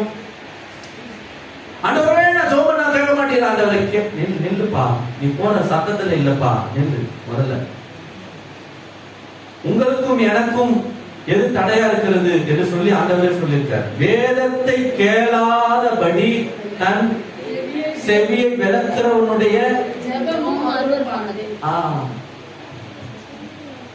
அப்போ பாருங்க, நம்ம வேதத்தை கேட்காதபடி, என்னது கேட்கறது மட்டும் இல்ல, ஏதோ ஒரு பிரசங்கத்தையோ இதோ இல்ல, நம்ம வசனத்தின்படி வாழாதது, கேட்காத வசனத்தை வாசிக்காதது, அவங்களுடைய ஜெபம் எப்படி இருக்கும் கர்த்தருடைய பார்வைக்கு? அதனாலதான் நம்ம வேதத்தை வாசித்து ஜெபம் பிள்ளைகளுக்கு கற்றுக் கொடுக்கணுங்க. இந்த காலத்துல இருக்க டீனேஜ் பிள்ளைங்க, வாலிப பிள்ளைங்க எவ்வளவு இது. இன்னைக்கு இன்ஸ்டாகிராம்னா அவனுக்கு நமக்கு அப்படியே தேனிட்ட பணியாரமா இருக்குது. என்னப்பா ஃப்ரீ ஃபயர்னா ஜாலியா இருக்குது. எத்தனாவது லெவல்ப்பா? 49வது லெவலா? ஃப்ரீ ஃபயர் விளையாண்டுட்டு நம்ம நல்லா படிக்கணும்னு கனவு காண வேண்டாம். ஒன்னும் ஏறாது. சாரி, நான் இங்க இதுக்காக வரல. ஃப்ரீ ஃபயர்ல இருக்கிறது அவ்வளவு பிசாசு. ஞாபகம் வச்சுக்கோங்க. நாங்க பைபிள் தூக்கிட்டு வந்துட்டோம் சார், பைபிள் சர்ச்சைக்கு, அதான் பிசாசு எங்களுக்குள்ள வரமாட்டான் சார். நம்ம தான் என் முட்டாள், அவன் ஜாலியா சிரிச்சிட்டு இருப்பான். அதை முட்டாளு. பைபிளை தூக்குறதுனால நம்ம ஒண்ணும் பிசாசு உள்ள வராம இருக்க முடியாது. இந்த வேத வசனம் இருதயத்திலே வைத்தால் ஒளிய நம்ம ஒண்ணும் பண்ண முடியாது. ஏன் அநேக பிள்ளைகளுடைய படிக்கிற திறன் குறையுது? விசாசானம் உள்ள யோவான் 10:10 அத்தனை காரியங்களும் ஃப்ரீ ஃபயர்ல இருக்கு. அருமையான வாழை தம்பி இருக்காங்க, கேட்க சொல்றேன். நாம அதாவது அதை கேஷுவலா ஜாலியா எடுத்துட்டு போனீங்கன்னா அது எனக்கு ஒன்றும் புரியாது. திருடவும் கொல்லவும் அழிக்கவும் வருகிறான் என்று வேற ஒன்றுக்கும் வரா, நானும் அவங்களுக்கு ஜீவன் கொடுக்கும், அந்த ஜீவன் பரிபூர்ணப்பட மாட்டேன் என்று சொன்னார். வேத வசனம் நமக்கு சில நேரத்துல வாயில இருந்து வரணும், டக்கு டக்கு டக்கு டக்குன்னு வரணும். அப்பதான் பிசாசினுடைய காரியங்களை எதிர்த்திருக்க முடியும். அதனாலதான் ஆண்டவர் சொன்னார் எபேசியரால, நீங்கள் சகலத்தையும் செய்து முடித்தவர்களாய் நிக்கணும். அவனுக்கு முன்னாடி நிக்கணும்னா சர்வாயுதவர்க்க இருக்கணும். அதுல one of the armour of God என்னது? சத்தியம் என்றது ஒரு இது, விசுவாசம் என்னும் கேடயம். எல்லாத்துக்கும் ஊற்று இதுதான். விசுவாசம் டவுன் ஆகுதா, நமக்கு சோர்ஸ் தான். கேள்வினாலே விசுவாசம் வளரும். எந்த கேள்வினா கொஸ்டின் கேட்கறது இல்லை. By hearing the word of God. படிக்கணும். ஏங்க ஒரு ஆண்டவரே அறியாத ஒரு பிள்ளைக்கு ஒரு புதிய படம் கொடுத்து அந்த பிள்ளை நல்லா படிச்சு வரணும்னா நம்ம வீட்டுல இருக்க பேரையே ஞானியா மாற்றுறது எது? அவங்க பிள்ளைங்க கர்த்தருடைய வேதத்தை படிச்சா நல்லா படிக்குமா படிக்காதா? பிள்ளை சர்ச்சைக்கு வரணும்னாலும் பரவாயில்ல, டியூஷனுக்கு போயிடும். பப்ளிக் எக்ஸாம் தான் ஓடி போயிரு, டியூஷனுக்கு போயிட்டு வா. கர்த்தருக்கு முக்கியத்துவத்தை காட்டிலும் நம்ம உலகத்துக்கு படிப்புக்கு முக்கியத்துவம் கொடுத்தா ஆண்டவருடைய ஆசீர்வாதம் பிள்ளைகளுடைய படிப்புல எப்படிங்க வரும்? டியூஷன் பெருசு இல்ல, சண்டே. கர்த்தர் முக்கியம். நமக்கு ஞானத்தை, கர்த்தர் ஞானத்தை தருகிறார். பரத்திலிருந்து வருகிற ஞானமும் முதலாவது சுத்தம் உள்ளது. யாக்கோபு அவர் வாயிலிருந்து அறிவும் புத்தியும் வரும். அறிவு, புத்தி, ஞானம் உறைவிடம் தேவன். நமக்கு சொல்லிக் கொடுக்கிற வாத்தியாருங்க கிடையாது, நமக்கு சொல்லிக் கொடுக்கிற புக்கு கிடையாது, ஸ்கூலு கிடையாது. பிரியமான பிள்ளைகளை புரிஞ்சுக்கோங்க. ஏசப்பாட்ட போனா நமக்கு நல்ல ஞானம் கிடைக்கும், நல்ல அறிவு கிடைக்கும். இல்லைங்க நாங்க இப்படிதாங்க ஜாலியா விளையாடுவோம், பரவாயில்ல. அது அதை பத்தி ஆண்டவர் உங்களோட நேசிக்கிறார். ஆனா அதே வேளையில ஆண்டவர் விட்டுருவார். கட்டாயப்படுத்தி சட்டையை குடிச்சு கொண்டு வந்து உள்ள வைக்க பண்ண மாட்டார். பட் ஏன் சொல்றேன் தெரியுமா? நான் நிறைவு செய்கிற நேரமானபடி நாங்க இந்த 3 அங்க இருக்கு. என்ன 3 இருக்கு தெரியுமா? ஃப்ரீ ஃபயர்ல இருக்கு.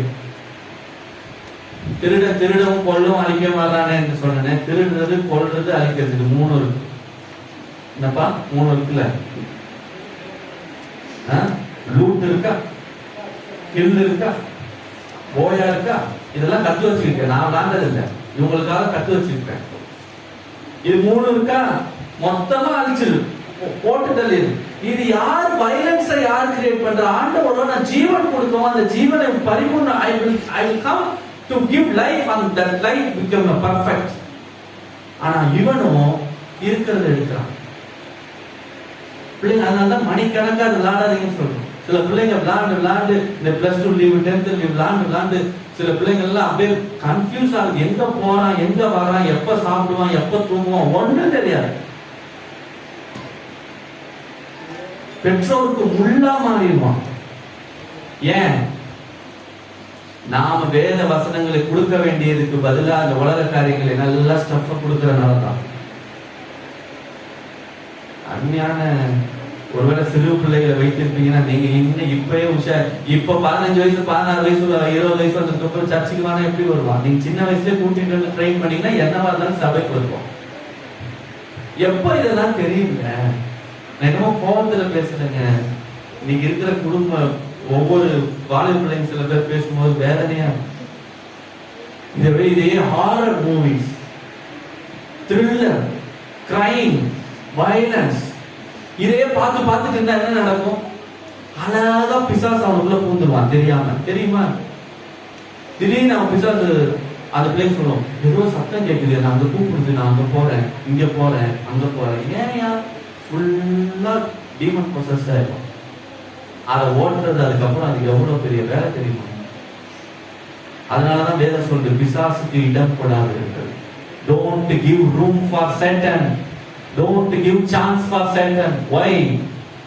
இதெல்லாம் எப்ப தெரியும்? மணிக்கணக்கா இன்ஸ்டாகிராம்ல ரீல்ஸ்லயும் உட்காந்து 2 மணி நேரம் பார்த்துட்டு இருக்கேன் தெரியுமோ? நம் வீடுகள்ல இல்ல எல்லாம் கண்ட 30 சினிமா சீரியல்களையும் சும்மா என்டர்டைன்மெண்ட் தானே. பைபிளும் படிப்போம், சினிமாவும் பார்ப்போங்க. சோ பண்ணா தெரியுமோ? ஆண்டவர் தம்முடைய ஜனத்தின் மேல பிரியம் எப்ப வைக்கிறார்? அவருடைய இருதயம் சில நேரங்களில் தம்முடைய ஜனத்தை வைத்து அவருடைய இருதயம் ஒரு ஆபரேஷன் பண்ண கத்தியை வச்சு அழுது டைரக்டா உயிரோடு இருக்கிறவனை இருக்கிறது போல தம்முடைய ஜனத்தின் நிமித்தம் அவருடைய இருதயம் அப்படி கட் பண்ணப்படுது. அப்புறமாட்டி எல்லா காரியம் எல்லாம் தலையில போனதுக்கு அப்புறம் எங்க கடைசியா வரும், ஆண்டவரே நம்ம சமூகத்துல வரும். சிலர் அதுவும் வராம அடுத்த கட்டத்துக்கு வேற பின்மாற்றி போயிடுறாங்க. ஏன் இவ்வளவு காரியம் சொல்றது? இந்த வேத வசனம் ஒண்ணுதான், இந்த சத்திய வார்த்தை ஒண்ணுதான் உயிர்ப்பிக்கும்.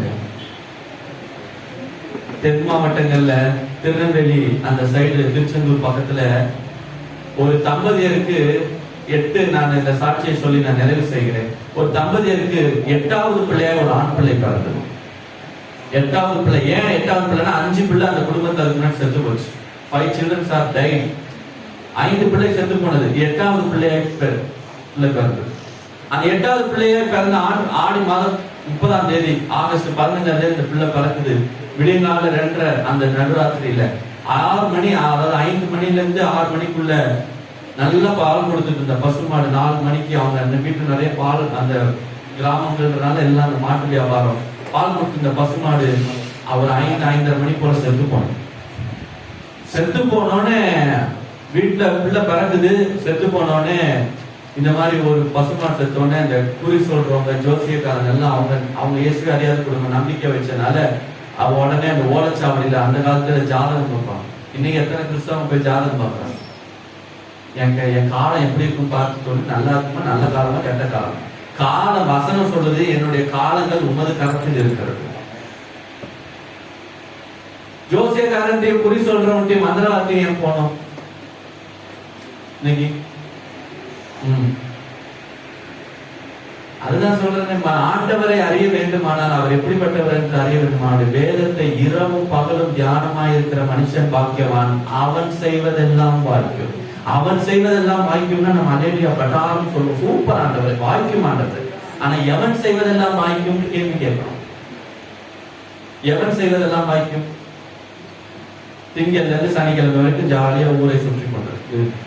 ஊரை சுற்றுறதுனா வேலைக்கு போறோம், படிக்கிறோம், காலேஜ் போறோம், வேதத்தையும் தேர்றது இல்லை, குடும்ப ஜபம் கிடையாது. குடும்பத்துல 4 பேர் ரட்சிக்கப்படுற கணவனை ரட்சிக்கப்பட்ட குடும்ப ஜபம் செய்வோமா?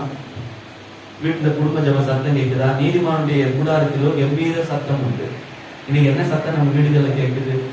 கெட்ட வார்த்தைகள் இன்னும் ஓயல, பொய் பேசுறது இன்னும் ஓயல, சண்டை ஓயல, சினிமா பாட்டு ஓயல, ஸ்டேட்டஸ்ல கண்ட குப்பையில வச்சிருந்து இங்க பேரு கிறிஸ்டோபர், ஆனா வைக்கிறது எல்லாம் சினிமா பாட்டு. என்ன கிறிஸ்டோபர் விமானங்களுக்கு எதுக்கு சொல்ல வந்தேன்? அவங்க இயேசு அறியாத குடும்பம்ன்றனால அவங்க அந்த ஓலைச்சாவடியா இந்த பிள்ளை உயிரோடு இருக்க நாள் வரைக்கும் இந்த வீட்டுல ஒவ்வொன்றா செத்து போகணும்னு அந்த தாய் தகப்பன் ஏற்கனவே 5 பிள்ளையும் செத்து போச்சு. இந்த பிள்ளையும் செத்து போனால் நலம்னு யோசிக்கார சொல்றோம்.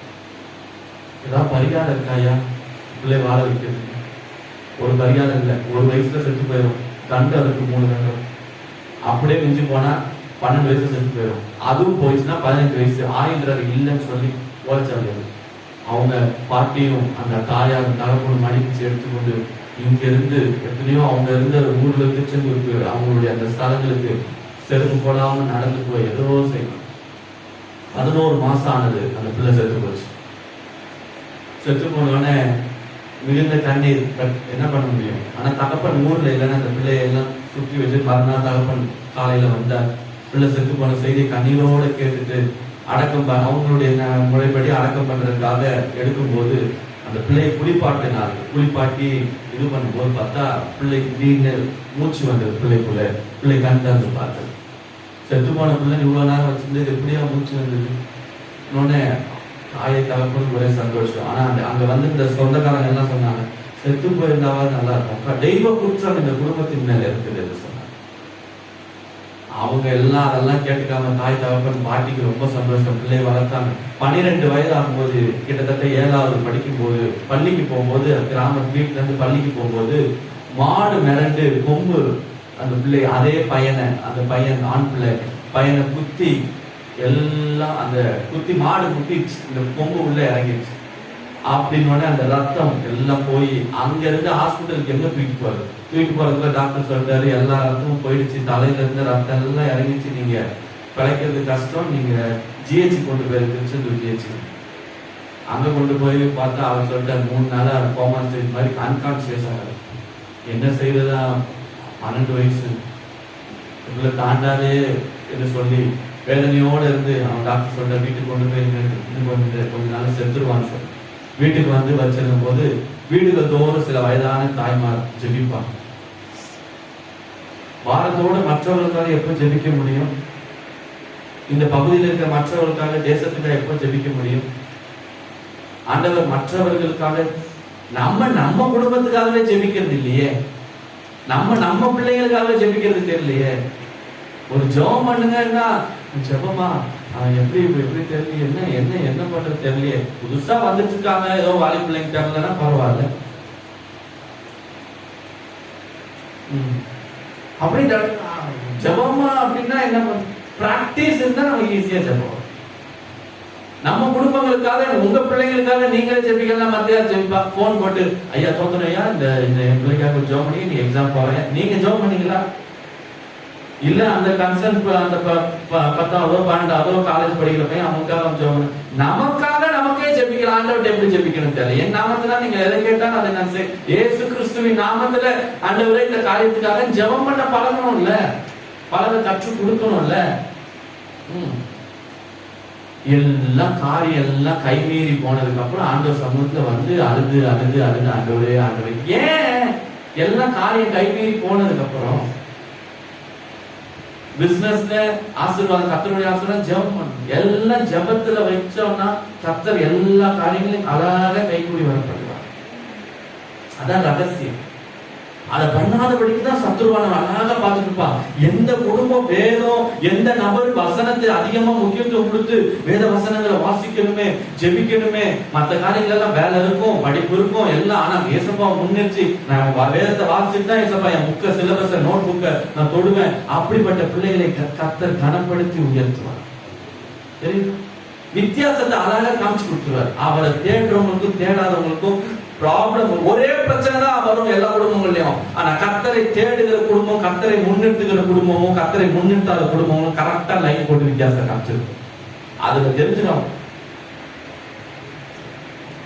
அதுதான் கர்த்தருக்காக நிற்கிறவர்கள் அந்த வித்தியாசத்துக்காக. அவர் ஒரு நாள் அவர் ஜனங்கள் ஒருபோதும் வெட்கப்பட்டு போவதே இல்லை. அவரை நம்பி இருக்கிற ஜனங்கள் ஒரு காலம் வெட்கப்படவே மாட்டாங்க. ஏன் சொல்றேன், அந்த 12 வயது அந்த பையனை அங்க ஒரு வயதான தாய்மார் வீட்டுக்கு வந்து ஜெபம் பண்ணதுக்கு அப்புறம் 3 நாளா கண் திறக்காத பிள்ளை கண் திறந்து பார்க்க ஆண்டவர் உதவி செய்தார். ஆனாலும் அவர்கள் இயேசுவை ஏற்றுக்கொள்ளவில்லை. அப்படியே போயிடுச்சு. 15 வயது 10ஆவது முடிச்ச அந்த பையனை இங்க அனுப்பிவிட்டாங்க. அம்மா அங்க திருநெல்வேலி மாவட்டத்துக்கு சென்னைக்கு அனுப்பிவிட்டாங்க. இப்ப இங்க இருந்தா நீ 15 வயசு மேல உயிரை யாருக்குன்னே சொல்லியிருக்கான். நீ செவ்வாய்க்கிழமை வெள்ளிக்கிழமை தவறாம கோயிலுக்கு போய் நம்ம மாசம் காசு அனுப்பும். அதே போல 15 நாளைக்கு ஒரு தடவை குடி சொல்ற வீட்டுக்கு போயிட்டு கட்டாயம் செய் என்று சொல்லி அந்த பையனை இங்க அனுப்பிச்சு விட்டாங்க. இங்க அனுப்பிச்சு விட்டு அந்த பையன் வந்தான். சொந்தக்காரங்கெல்லாம் இருந்தா நான் வீட்டுல யாரும் சேர்த்துக்கல. ஏன்னா இவன் வந்தாங்க நம்ம வீட்டுல எல்லாம் போயிடுச்சுன்னா என்ன பண்றதுன்னு சொல்லி யாரும் சேர்த்துக்கல. பேச்சுலர் ரூம் எடுத்து தங்கி ஒரு அண்ணனோட தங்கி இருந்து வேலை செஞ்சுட்டு அப்படியே. அப்ப அந்த இடத்துல தங்கி இருக்கிற அந்த அண்ணன் வந்து ஒரு இந்த புதிய படைப்பு கொடுத்தார். தம்பி இந்த புக்கை வச்சுக்கோ, உன்னை பாதுகாப்பு, இதை நீ படிச்சனா இந்த புக் உன்னோட பேசும் சொல்லி இவனுக்கு பாதுகாப்பு தேவை. ஏற்கனவே 2 தடவை செத்து படிச்சார்.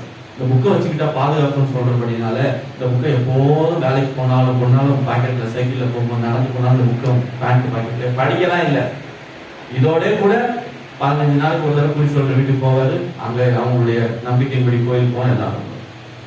அதுக்கப்புறம் ஒரு நாள் குறிப்பிட்ட அறை அந்த குறி சொல்ற வீட்டுக்கு போகும்போது இப்படி அந்த என்ட்ரன்ஸ்ல இருந்து உள்ள வரும்போது அந்த மனுஷன் அவ்வளவு நேரம் அந்த மனுஷன் அந்த ஆக்ரோஷமாக ஒரு இதாக இருந்த மனுஷன் அமைதியாயிட்டான். இந்த பாலிவு பையனை பார்த்தோம். அவன் கேட்கிறான், தம்பி எங்க இருந்து வர அப்படின்னு.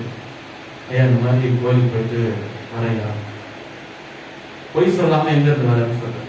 ஐயா அங்க இருந்தா வர, உங்களுக்கு சேர்த்தா இல்ல, நீ இந்த அறைக்குள்ள நீ வந்த உடனே என்கிட்ட இருந்த ஏதோ ஒண்ணு என்னை விட்டு போயிடுச்சு அப்படின்னு சொல்றேன். உங்களுக்கு ஒன்றும் புரியல. என்ன, நான் ஒண்ணும் இல்லையா அங்க இருந்தா வரேன் நானு. அப்போ அந்த திடீர்னு அந்த ஞாபகம் வந்தது, இந்த கர்த்தருடைய வசனம் புதிய ஏற்பாடு அவனுடைய பாக்கெட்ல எப்போதும் இருந்தது. ஐயா இந்த புக்கு தான் என்கிட்ட இருக்கு என்று சொல்லி அவங்க குறி சொல்றவங்க காட்டினோடனே அவன் சொன்னான், இந்த அறையில இந்த புக்கு வந்த உடனே என்னால ஒண்ணுமே செயல்பட முடியாது, என்னுடைய வல்லமையெல்லாம் என்னை விட்டு போய்விட்டது என்று சொன்னான். அப்போ இவனுக்கு ஒண்ணும் புரியல. அப்ப நான் இத்தனை நாளா வணங்கிட்டு வந்த தெய்வம், அவர் பேரு சுடலை மணி, பிணத்தை நோண்டி திங்குற கடவுளை நான் தெய்வமாய் வணங்கி கொண்டிருக்கேன். அது இவர் என்ன சொல்றாருன்னா, இது வந்த உடனே உள்ள போனா அப்ப இவர் யார்? அப்ப இது என்ன மந்திர புஸ்தகமா? இவர் கொடுத்த அண்ணன் போய் கேட்டார், இது என்னங்க மேஜிக் புக்கை கொடுத்தீங்க, அவர் என்ன கொடுத்தா இது எல்லாம் போதுன்னாரு. வா, இது ஜீவனோட தேவனுடைய வார்த்தை. இந்த வார்த்தையில வல்லமை உண்டு, இதுல லைஃப் இருக்கு, ஜீவன் இருக்கு. இது உனக்காக எனக்காக இயேசு சிலுவையில மரித்தார். சாபத்தை பாவத்தை எல்லாம் அவரை நம்பும். அவன் தன் வாலிப நாட்கள்ல தன்னுடைய வாழ்க்கையை இயேசுவை ஒப்பு கொடுத்தான். இந்த வேதத்தில் இருக்கிற இயேசுவை ஏற்றுக்கொண்டார். 15 வயதுக்கு மேல தாண்ட மாட்டான்னு சொன்னவர் இன்னைக்கு அவருக்கு 57 வயது பேரம்பேத்தி எடுத்து இன்றைக்கு ஆண்டவர் உயிரோட வாழ்ந்து கொண்டிருக்கிறார். அல்லேலூயா. நேற்று கூட நான் அவரோட இருந்துட்டு தான் வந்து சொல்றேன். ஏன் என்று சொல்லுகிறேன், அன்றைக்கு சுடலை மணியை இன்னைக்கு தேவனாய் கர்த்தர் சாம்சன் மணியை மாற்றி வைத்திருக்கிறார். இதே ஊழியத்தில் அவர் நினைந்து செயல்பட்டு கொண்டிருக்கிறார். அவர் குடும்பத்தை அவர் வச்சு குடும்பம் யாருமே இல்லை. இன்னைக்கு 50 பேர்பட்ட மேல இருக்கிறாங்க. அந்த 50 பேர் எல்லாரும் குடும்பமா ஆண்டவராகிய இயேசு கிறிஸ்துவை மாத்திரமே ஆராதிக்கிறாங்க. அல்லேலூயா. ஒரே ஒரு புதிய ஏற்பாடு, ஒரே ஒரு புதிய. நீங்க ஊழியத்துக்கு என்று உற்சாகமா கொடுங்க.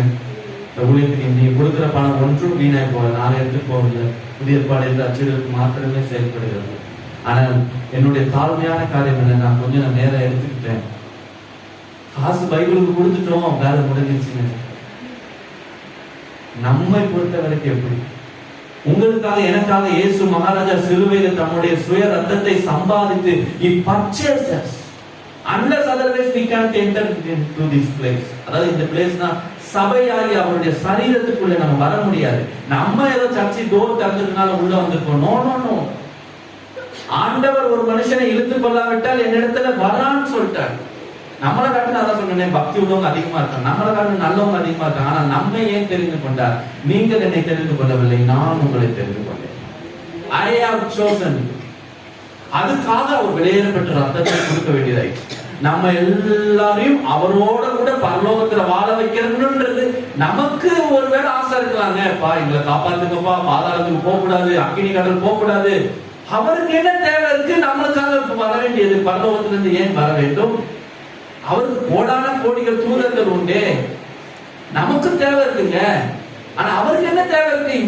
இந்த அற்பமான மனுஷனையும் ஒன்று இல்லாத சாதாரண மனுஷனை தேடி ஏன் வர வேண்டும்? அவ்வளவு அன்பு உள்ள. நம்ம எவ்வளவு தவறு பண்ணாலும் நம்ம பின்னாடியே வந்து வா, பரவாயில்ல, எவ்வளவு தப்பு பண்ணிருக்கியா நாம ஏற்றுக்கொள்ளும். ஆகவே எவ்வளவு நீங்க ஆண்டவருக்கு தூரம் போயிருந்தாலும், வேதத்தையே தொடாம ஒருவேளை இருந்தாலும், இன்னைக்கு ஒரு தீர்மானம், வேற புத்தகத்துக்கு என்று நீங்க உதாரணமா கொடுங்க, கர்த்தர் அதுக்கேற்ற பலனை கொடுப்பார். அதே வேளையிலே என் வேதத்தை அவர்கள் அந்நிய காரியமாக, என் மகத்துவத்தை அவர்களுக்கு எழுதி கொடுத்தேன். என்னுடைய வேதத்தின் மகத்துவம் எங்க இருக்கிற வசனம் நான் சொல்றது முதல்ல வசனம் தானா? என் வேதத்தின் மகத்துவங்களை அவர்களுக்கு எழுதி கொடுத்தேன், அவைகளை அந்நிய காரியமாக எண்ணினார்கள். நான் சொல்றது வசனமா? எப்படி? நான் உங்களை யாரையும் டெஸ்ட் பண்றதுக்கு பாஸ் ஃபெயில் சொல்றதுனால அவ்வளவு நம்ம வேதத்துல வீக்கா இருக்கிறோம்னு பாருங்க. ஓசியார் ஆண்டவர் சொன்னார், என் வேதத்தின் மகத்துவங்களை அவருக்கு எழுதி கொடுத்தேன். நம்ம இன்னைக்கு நிறைய நேரங்களை ஆக்ட் பண்றோம். வெளியில ஸ்பிரிச்சுவல் பீப்புள், ஆவிக்குரிய மக்களை போல நம்ம ஆக்ட் பண்றோம். உள்ளான மனுஷனை வச்சுதான் ஆண்டவர் இடம் போடுவார். மனுஷன் முகத்தை பார்க்கிறான், தேவனோ God sees our heart. உள்ள தேவனோடு இருந்து இருதை சுத்தம் உள்ள ஒரு வாக்கியம் தேவனை ரசிப்பார். நம்ம ஸ்பிரிச்சுவலா வெளியில காட்டிக்கிறதுல முக்கியம் இல்லைங்க.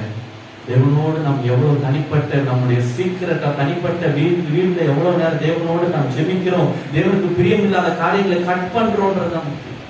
இந்த வீடு ஆண்டவருக்கு பிரியம் இல்லாத வீட்டுல என் சத்தம் வீடுகள்ல சினிமா சீர் ஓடக்கூடாதியா.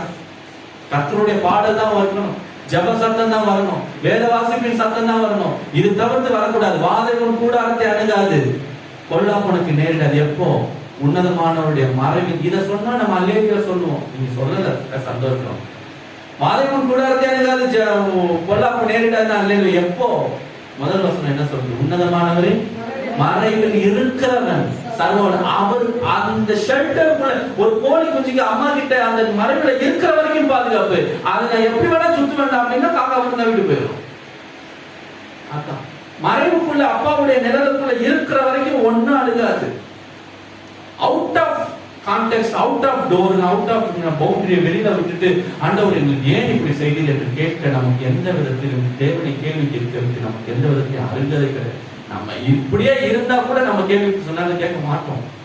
அவர் சொல்றார், எல்லா சூழ்நிலையும் என்னிடத்தில் அன்பு கூர்ந்தவனாலே முற்றிலும் ஜெயம் கொள்ளுகிறவனாலே உங்கள் வாக்கை என் இருதயத்தில் வைத்து வைத்தேன், அதனால் நான் பாவம் செய்யாதபடிக்கு என்னை காத்துக் கொண்டது. சங்கீதம் 119:11 சொல்லு. உங்கள் வாக்கை என் இருதயத்தை வச்சுக்கிட்டாண்டவரே, அதனால நான் பார்க்கலாம். ஏன் பிள்ளைகளுக்கு சில நேரம் தெரியல, சில நேரம் பிள்ளைங்க பாய் ஃப்ரெண்டு, கேர்ள் ஃப்ரெண்டு, பசங்க அது இது எல்லாம் சில நேரம் மாறி ட்ராக் மாறி சர்ச்சை வர பிள்ளைங்கன்னா ஏதோ ஒரு பையனை, இந்த பையனும் முஸ்லீம் பையனையும் முஸ்லீம் பொண்ணையும் கல்யாணம் பண்ணி கொடுக்குது. ஏன்? சில நேரம் வசனம் இல்லை, தேவனை தெரியல. ஆண்டவர் என்ன சொல்லிட்டார்? அந்நிய நுகத்திலே பிணைக்க. அம்மாளுங்களே பணம் கொடுத்தா சொன்னாங்க இந்துல அவன் பணக்காரங்க, அதனால இந்துல கல்யாணம் பண்ணி கொடுத்துட்டோம், வயசு வேற ஆகுது இல்லைங்க. ஏன்? வேதம் தெரியல. எல்லாத்துக்கும் அடிப்படை அதான் சொல்றேன், வேதத்தை மகத்துவம் அவருக்கு எழுதி கொடுத்தேன். அவர்களுக்கு அது அந்நிய காரியம், ஸ்ட்ரேஞ்ச் திங்கா இருந்துச்சான். ஐயோ இதோ பயங்கர கசப்பா இருக்குதுங்க, பாவக்கா மாதிரி கசப்பா இருக்குதுங்க பைபிள் பொட்டாலே. ஐயோ 2 அதிகாரம் படிக்கிறதுக்குள்ளே பயங்கரமா. அப்படி மாறிடக்கூடாது. அது அவனுடைய தந்திரம். பிசாசு வேதம்னு உட்காந்துட்டா உடனே நமக்கு பாருங்க தூக்கம் எங்கெல்லாம் ஒரு தூங்காத ஆசாமி கூட தூங்கிடுவான். 2 வருஷம் ஆசை இருக்கும். ஏன்னா இவர் ஆக்ட் உடனே அவன் அலர்ட் ஆயிடுவான். அடட்டா இந்த ஆசாமி வேதத்தை எடுக்குது, ஜபோன்னு முழங்கால் போடுவான். அப்பதான் காலிங் பெல் எடுப்பான். ஏக்கா வரியா போத்தீஸ்க்கு போலாம். ஏமா இவ்வளவு நேரம் எங்க போகணும் போத்தீஸ்க்கு? இதெல்லாம் பிராக்டிக்கலா நடக்கும். அப்பதான் ஏதாவது ப்ராப்ளம், அப்பதான் சொந்தக்காரங்க, அப்பதான் இதெல்லாம் மீறி தான் நம்ம பிரயாசம். ஆண்டவருடைய கிருபையில பலன், அவருடைய பலத்துல மீறி தான் நம்ம எடுக்கிறது. இருதயம் தேவன் மேல துடிக்கணும். அதான் தாவீது சொன்னாங்க, ஆத்மா உன் மேல வாஞ்சியா மானும் நீ எப்படி தண்ணிக்காக வாஞ்சிக்குதோ அது போல என் ஆத்மா வாஞ்சிக்குது ஆண்டவர் மேல. அதனாலதான் தாவீது என் இருதயத்துக்கு ஏற்றவன். தாவீதின் குமாரன் என்று சொல்லப்படணும்னா அவர் எவ்வளவு தாவீது தேவன் மேல வாஞ்சியா இருப்பாருன்னு பாருங்க. நீங்க என்னுடைய காரியம் என்னன்னா, உங்களை திட்டுறதோ இல்ல மனமடிவாக்குறது இல்லை. இன்னும் ஒரே ஒரு காரியம், கிறிஸ்துவின் கர்த்தர் பக்கமாய் திருப்பப்படுறது ஒண்ணுதான் இருக்கு. வேதத்தின் பக்கமாய் திரும்பும், வேதத்தின் தேவன் பக்கமாய் திரும்பும். வேதத்தை வாசிக்காத நாட்களுக்கு மன்னிப்பு கேட்போம். டெய்லி நான் கர்த்தரை வாசிப்பாங்க. ஏதோ ஒரு நாள் 2 நாள் முடியல, ஏதோ சூழ்நிலை முடியல, தப்பா எடுத்து போட்டு டெய்லி ஜெபம் பண்ணும். ஜெபம் பண்ணிட்டு வேலைக்கு போங்க. நீங்க அன்னைக்கு கஷ்டப்பட்டு வேலை செஞ்சு அதை பண்ணி மேனேஜர்கிட்ட திட்டுவாங்க, அதெல்லாம் திட்டு. ஆண்டவரே உங்களை கூட இருந்து யார் யாருக்கெல்லாம் கட் பண்ணணும் ஃபில்டர் பண்ணி அழகா அதிகாரிகள் தயவு கிடைக்கும். கர்த்தர் யோசேப்போட கூட இருந்தார், அவன் எஜமான் கண்களில் எல்லாம் தயவு கிடைக்கிறது. அந்த மாதிரி ஆசீர்வாதமான வசனமா நமக்கு ரொம்ப உற்சாகமா இருக்கு. ஆனா கர்த்தர் யோசேப்போட கூட இருந்தாருன்னா யோசேப்பு கர்த்தரோட கூட இருந்தார். அதுதான் முக்கியம். காலையில எந்த போன்ல வாட்ஸ்அப் எவன் பார்த்திருக்கான், எவன் ஸ்டேட்டஸ் வச்சிருக்கான், எவன் எங்க வச்சிருக்கான், பிஆர்ல இருக்கானா, இமெயில் எங்க மால்ல இருக்கானா, அதை பார்க்க தேவையில்லை. காலையில கர்த்தருடைய முகத்தை, என் முகத்தை தேடுங்கள் என்று சொன்னீரே, உங்களுடைய முகத்தையே தேடுங்க ஆண்டவரே. இதை கேட்டு போனா அவங்க நம்மளை திட்டம் கூட நம்மளுக்கு சர்வீஸ் அடிப்பான், வணக்க சார் அடிப்பான். என்னையா நீ தான் இப்படி சொல்ற? ஏன்னா தேவன் நமக்காய் செயலாற்றுவான், நமக்காய் நம் சார்பில் வேலை செய்வார். இந்த உலகத்துக்கு தாங்க ஐயா சொன்னபடி நாங்க காணிக்கிறது கியூஆர் கோடு ஸ்கேனிங் இருக்கு, அதுவும் நீங்க செய்யலாம். ஆனா நீங்க உழைத்து தாங்குங்க. அதே வேலையில பணத்தை மட்டும் ஆண்டவருக்கு கொடுத்துட்டு போகணும்னு நினைக்காது. இருந்தை குத்தப்பட்ட ஆண்டவரை எவ்வளவு நான் துக்கப்படுத்து அவர் எழுதி கொடுத்த என் வேதத்தை மறந்தால் பிள்ளைகளை நான் மறப்பேன்ற சில நேரம் கடினமான வார்த்தை. இதெல்லாம் நான் சொல்லுங்களேன், நான் பாலிஸ்டா சொல்லிடுவேன். இப்படி பேசியிருக்காரு. என் பிள்ளைங்க ஏன் ஆண்டவரை மறந்தீங்க? Because you forsake my word. என் வேதத்தை நீ விட்ட. என் வேதத்தை குறித்து பட்சபாதம் பண்ணுவார்கள். ஆனால் உலக காரியம்னா பயங்கர இன்ட்ரெஸ்ட், வேதம்னா கசக்குது, இதான் பட்சபாதம். உலக காரியம்னா கல்யாணம் காட்சினா உடனே ரெடியா ஓடுறது. கர்த்தருடைய கோபம் 12 மணிக்கு அவர் அப்புறம் முடிக்கிறாரு. 12 மணிக்கு விட்டுருவாரா? லேட் ஆயிடுச்சுன்னா மட்டும் 40 வாட்டி வாசிப்பார். பட்சபாதம் பண்ணுவார்களானால், உலகத்துக்கு காரியங்களும் பட்ச இதுவும் பண்ணுவார்களானால், நானும் அவர்களுக்கு பட்சபாதம். எனக்கு செவி கொடுக்கிறவன் எவனோ அவன் பத்திரமாய் வாசம் பண்ணி, நீதிமொழிகள் 1 கடைசி அவன் பயம் இல்ல, ஆபத்துக்கு பயப்படாமல் அமைதியா இருப்பான். எப்போ காம்னஸ், எப்போ பீஸ்ஃபுல்னஸ், அவர் சத்தத்தை செய்வார். கண்களை மூடலாமா? நான் ஏதோ திட்ட கோபம் இல்லைங்க, உங்களை யாருன்னே எனக்கு தெரியாது. கண்ணு மூடலாமா? எல்லாம் கண்களை முடிஞ்ச முழங்கால் போட்டு இல்ல உட்கார்ந்த இடத்துல பாலிவு பிள்ளைங்க சிலருக்கு தம்பி தங்கச்சிமா இருக்கிறீங்க, உங்க லைஃப் ஆண்டவருக்கு ஒப்பு கொடுத்தீங்கன்னா நல்லா வரும்பா. எல்லாம் கண்ணுல மூடலாமா? இன்னைக்கு உன் ஃப்ரெண்டு மச்சான் கூப்பிடுறான், மாமா கூப்பிடுறான்னு சுத்துனீங்கன்னா அவ்வளவுதான். டியூக்கும் பைக்கும் வச்சிருப்பான், ஆபத்துக்கு அவனும் வரமாட்டான். நல்லா ஞாபகம் வச்சுக்கணும். நான் வாலி பிள்ளைங்களுக்கு நான் பேசல, அன்பு என்னுடைய சகோதரர்கள் போல நான் எடுத்து சொல்றேன். வாலிபனுக்கு நிறைய டெம்டேஷன்ஸ் உண்டு, சோதனைகள் உண்டு. யாரும் நம்ம புரிஞ்சிக்க மாட்டாங்க, யார்கிட்ட போய் சொல்றதுன்னு தெரியாது. நம்ம பிரச்சனையை இருக்கிற பிரச்சனையை சொன்னாலும் ஏற்றுக்க மாட்டாங்க. எனக்கு இந்த மாதிரி பிரச்சனை இருக்குமா அம்மா சொல்லணும், அதெல்லாம் அப்படிதான் இருக்கும் வேலை அப்படின்ட்டு போவான். ஆனா ஏசப்பாட்ட நீ சொன்னா உன் பிரச்சனையை மாற்றுவார். அவர் தாமே சோதிக்கப்பட்டபடினாலே சோதனை படுகிறவர்களுக்கு உதவி செய்ய வல்லவரா இருக்கிறார். நீ என்ன சோதனையில போறியோ, என்ன டெம்டேஷன்ல போறியோ, உங்க அப்பா அம்மா உன்னை புரிஞ்சுக்காம இருக்கலாம், பட் ஜீசஸ் நோஸ். அவர் உன்னை புரிஞ்சுப்பாரு. எல்லாம் கண்களை மூடலாமா? கண்களை மூடலாமா? நம்மளுடைய லைஃப் அவர்கிட்ட ஒப்பு கொடுக்கறது அவர் விரும்புகிற ஒரு காரியம். அப்பா என்ன மன்னிச்சிருங்கப்பா, என்னையும் சேர்த்து நானும் சொல்றேன். அந்த வேதத்தை வாசிக்க வேண்டிய அளவு நான் இன்னும் வாசிக்கிறேன்ப்பா. உங்களை தேட வேண்டிய அளவு இன்னும் நான் தேடலேப்பா. இன்னும் தூங்குறேன், இன்னும் கரெக்டா நேரம் எந்திக்க மாட்டேன்றேன், சாக்கு போக்கு சொல்றேன், சோம்பேறித்தனம். அந்த ஒரே தயவாய் மன்னிங்கன்னு கேட்போம். இனி எங்க வீடுகளில் உங்களுக்கு பிரியமில்லாத சத்தம் வராதுப்பா. இனி என் வாயில கெட்ட வார்த்தை வராது. இனி என் வாயில பொய் வராது. இனி இந்த மாத்தி மாத்தி பேசுறது வராது. இனி மத்தவங்க பிரச்சனை எடுத்து இன்னொரு குடும்பத்துல சொல்றது போல் சொல்றது இருக்காது. உங்களுக்கு பிடிக்காதது எனக்கு பிடிக்க வேண்டாம்ப்பா. உங்களுக்கு எது பிடிக்குதோ அதுவே எனக்கு பிடிக்குது. அந்த ஒரே உதவி செய்யப்பா. வேதத்தை வாசிக்காத நாட்களுக்காய் மன்னிப்பு, செபிக்காத நாட்களுக்காய் மன்னிப்பு. ஆண்டவர் உங்களை நேசிக்கிறார். இவ்வளவு நம்ம செஞ்சு ஆண்டவர் நம்ம தள்ளி விடுறோம் அல்ல அப்படின்னா இன்னைக்கு வந்து கூட்டு வந்திருக்கவே மாட்டார். நீங்க எத்தனையோ பேர் வர முடிஞ்சு நீங்க வீட்டுல உட்காந்துருப்பாங்க சும்மாவே. ஆனா உங்களை என்னை கூட்டு வந்திருக்காரு. ஆண்டவர் உங்களை நேசிக்கிறார். Jesus loves you. நம்புங்க, கர்த்தர் உங்க மேல அன்பா இருக்கிறார், உங்க மேல பிரியமா இருக்கிறார். ஆண்டவரே என் வாழ்க்கை உங்களுக்கு தரப்பா. ஒருவேளை உடைஞ்சு போச்சுன்னு நினைக்கிறீங்களா? மனுஷர்கள் உடைச்சிட்டாங்க ஆண்டவரே என் வாழ்க்கையை, ஏமாத்தி ஏமாத்தி நம்பி நம்பி ஏமாந்து போனேன்னு நினைக்கிறீங்களா? மனுஷர்களை நம்புவதை பார்க்கணும், கர்த்தர் பேரில் பற்றதா இருப்பதை அவரை நம்புங்க. உடைஞ்சு போன பானையும் திரும்ப எரேமியா 18 சொல்றாரு, குயவன் கையில உடைஞ்சு போனா அதை நான் மறுபடியும் வேற பாண்டமா வரையும். உங்க வாழ்க்கை ஒருவர் உடைஞ்சு போன நிலைமையில இருக்கா? எனக்கு படிப்பு வர மாட்டேங்குது. ஒரு பிள்ளைங்க கஷ்டப்படுறீங்களா? பேதையை ஞானியா மாற்ற ஆண்டவர் இருக்கிறார். உன்னை நேசிக்கிற ஆண்டவர் இருக்கிறார். ஐயோ நான் பாவத்துல விழுந்து விழுந்து இங்க இருக்கும்போது நல்லா இருக்கு, நான் வீட்டுல போனா எனக்கு பயங்கர சோதனையா இருக்கு, பாவத்துல விழுந்து விழுந்து எனக்கு கஷ்டமா இருக்கு, எனக்கு என்னையே பிடிக்கல, எல்லாரும் முன்னாடி நல்லவன் போல நினைக்கிறேன், ஆனா உள்ள நான் மாயமானமான போலித்தனமான வாழ்க்கை வாழ்றேன்னு நினைக்கிறியா? உன் லைஃப் ஆண்டவர் ரொம்ப கொடுப்பா. அந்த சோதனை எப்படி ஜெயிக்க? வசனம் ஒண்ணுதான்ப்பா ஜெயிக்க முடியும். இயேசுவை நேசிக்கிறார். அவர் வாழ்க்கை ஒப்பு கொடுக்கணும். பரிசுத்த பிதாவே குமாரனை நேசிக்கிறார். அந்த ஒரு திருச்சபை காய்ச்சி கொடுக்கிறோம். இவ்வளவு நேரம் ஜனம் வந்து உட்கார்ந்து இருக்கிறாங்க. உங்களை தேடி வந்திருக்கிற ஜனத்தை ஆசீர்வதிக்கிறார். உங்களை தேடி வந்த ஒருத்தரை நீர் வெறுமையா விட்டதே இல்லப்பா. அருமை வாலிப பிள்ளைகள், சகோதர சகோதரிமா, அக்காமார், அண்ணன்மார், வயதான தாய்மார் எல்லாரையும் ஆசீர்வதி. திருச்சபை போதகரை குடும்பத்தை ஆசீர்வதி. அவருடைய மன பாரங்கள் மன விருப்பங்களை நிறைவேற்றுங்க. எப்படியாவது கிறிஸ்துவின் நாளிலே கரை திரையற்றவர்களாய் நிற்கணுமே. அந்த ஒரே திருச்சபை ஆசீர்வதி. நீங்க வாழ்க்கை ஒப்பு கொடுத்துருக்கேன்னு சொல்ற ஒவ்வொருவரையும் பொறுப்பெடு. இனி உங்க வேதத்தை வாசிப்போம்ப்பா, இனி உங்களை தேடுவோம்ப்பா, இனி உங்களிடத்தை ஜெபிப்போம், உங்களோட பேசுவோம்ப்பா, உங்களுக்கு பிரியமானதை இனி செய்வோம்ப்பா. நீங்க எங்களுக்காக உங்க ரத்தத்தை உயிரையே கொடுத்திருக்கிறீங்க. நாங்க என்னப்பா செஞ்சோம்? எவ்வளவு பேருக்கு அற்புத சாட்சிகளை செய்தீங்களே. உங்க வார்த்தையை வாசிச்ச இத்தனை சாட்சிகளை கேட்டோம். அவங்களுக்கு செய்வீங்கன்னா எங்களுக்கு செய்வது எவ்வளவு கட்டாயம் உறுதியானது. ஆசீர்வதி. கடன் பிரச்சனைகள், வியாதியினால போராடி கொண்டு யெகோவா ராஃபா, யாவே ரொஃபேக்கா, உடைய நாமத்திலே சுகம் உண்டாகட்டும், அவருடைய தழும்புகளால் குணமான என்று எழுதி இருக்கிறது அப்படியே உடைய ஜனத்தை சுகப்படுத்தும். வியாதிகள் நீங்கட்டும் இயேசு கிறிஸ்துவின் நாமத்திலே. எல்லா கடன் பிரச்சனைகள் மாறட்டும் இயேசுவின் நாமத்திலே. ஆண்டவரே, தரித்திரமான சூழ்நிலைகள் இயேசுவின் நாமத்திலே மாறட்டும்.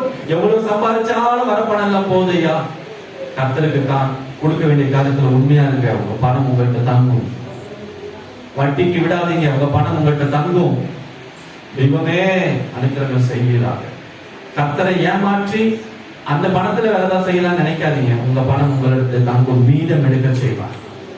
ஆசீர்வதிப்பீராக. கை பிரயாசங்களை ஆசீர்வதி. குடும்பத்துல பிள்ளைகளை ஆசீர்வதி.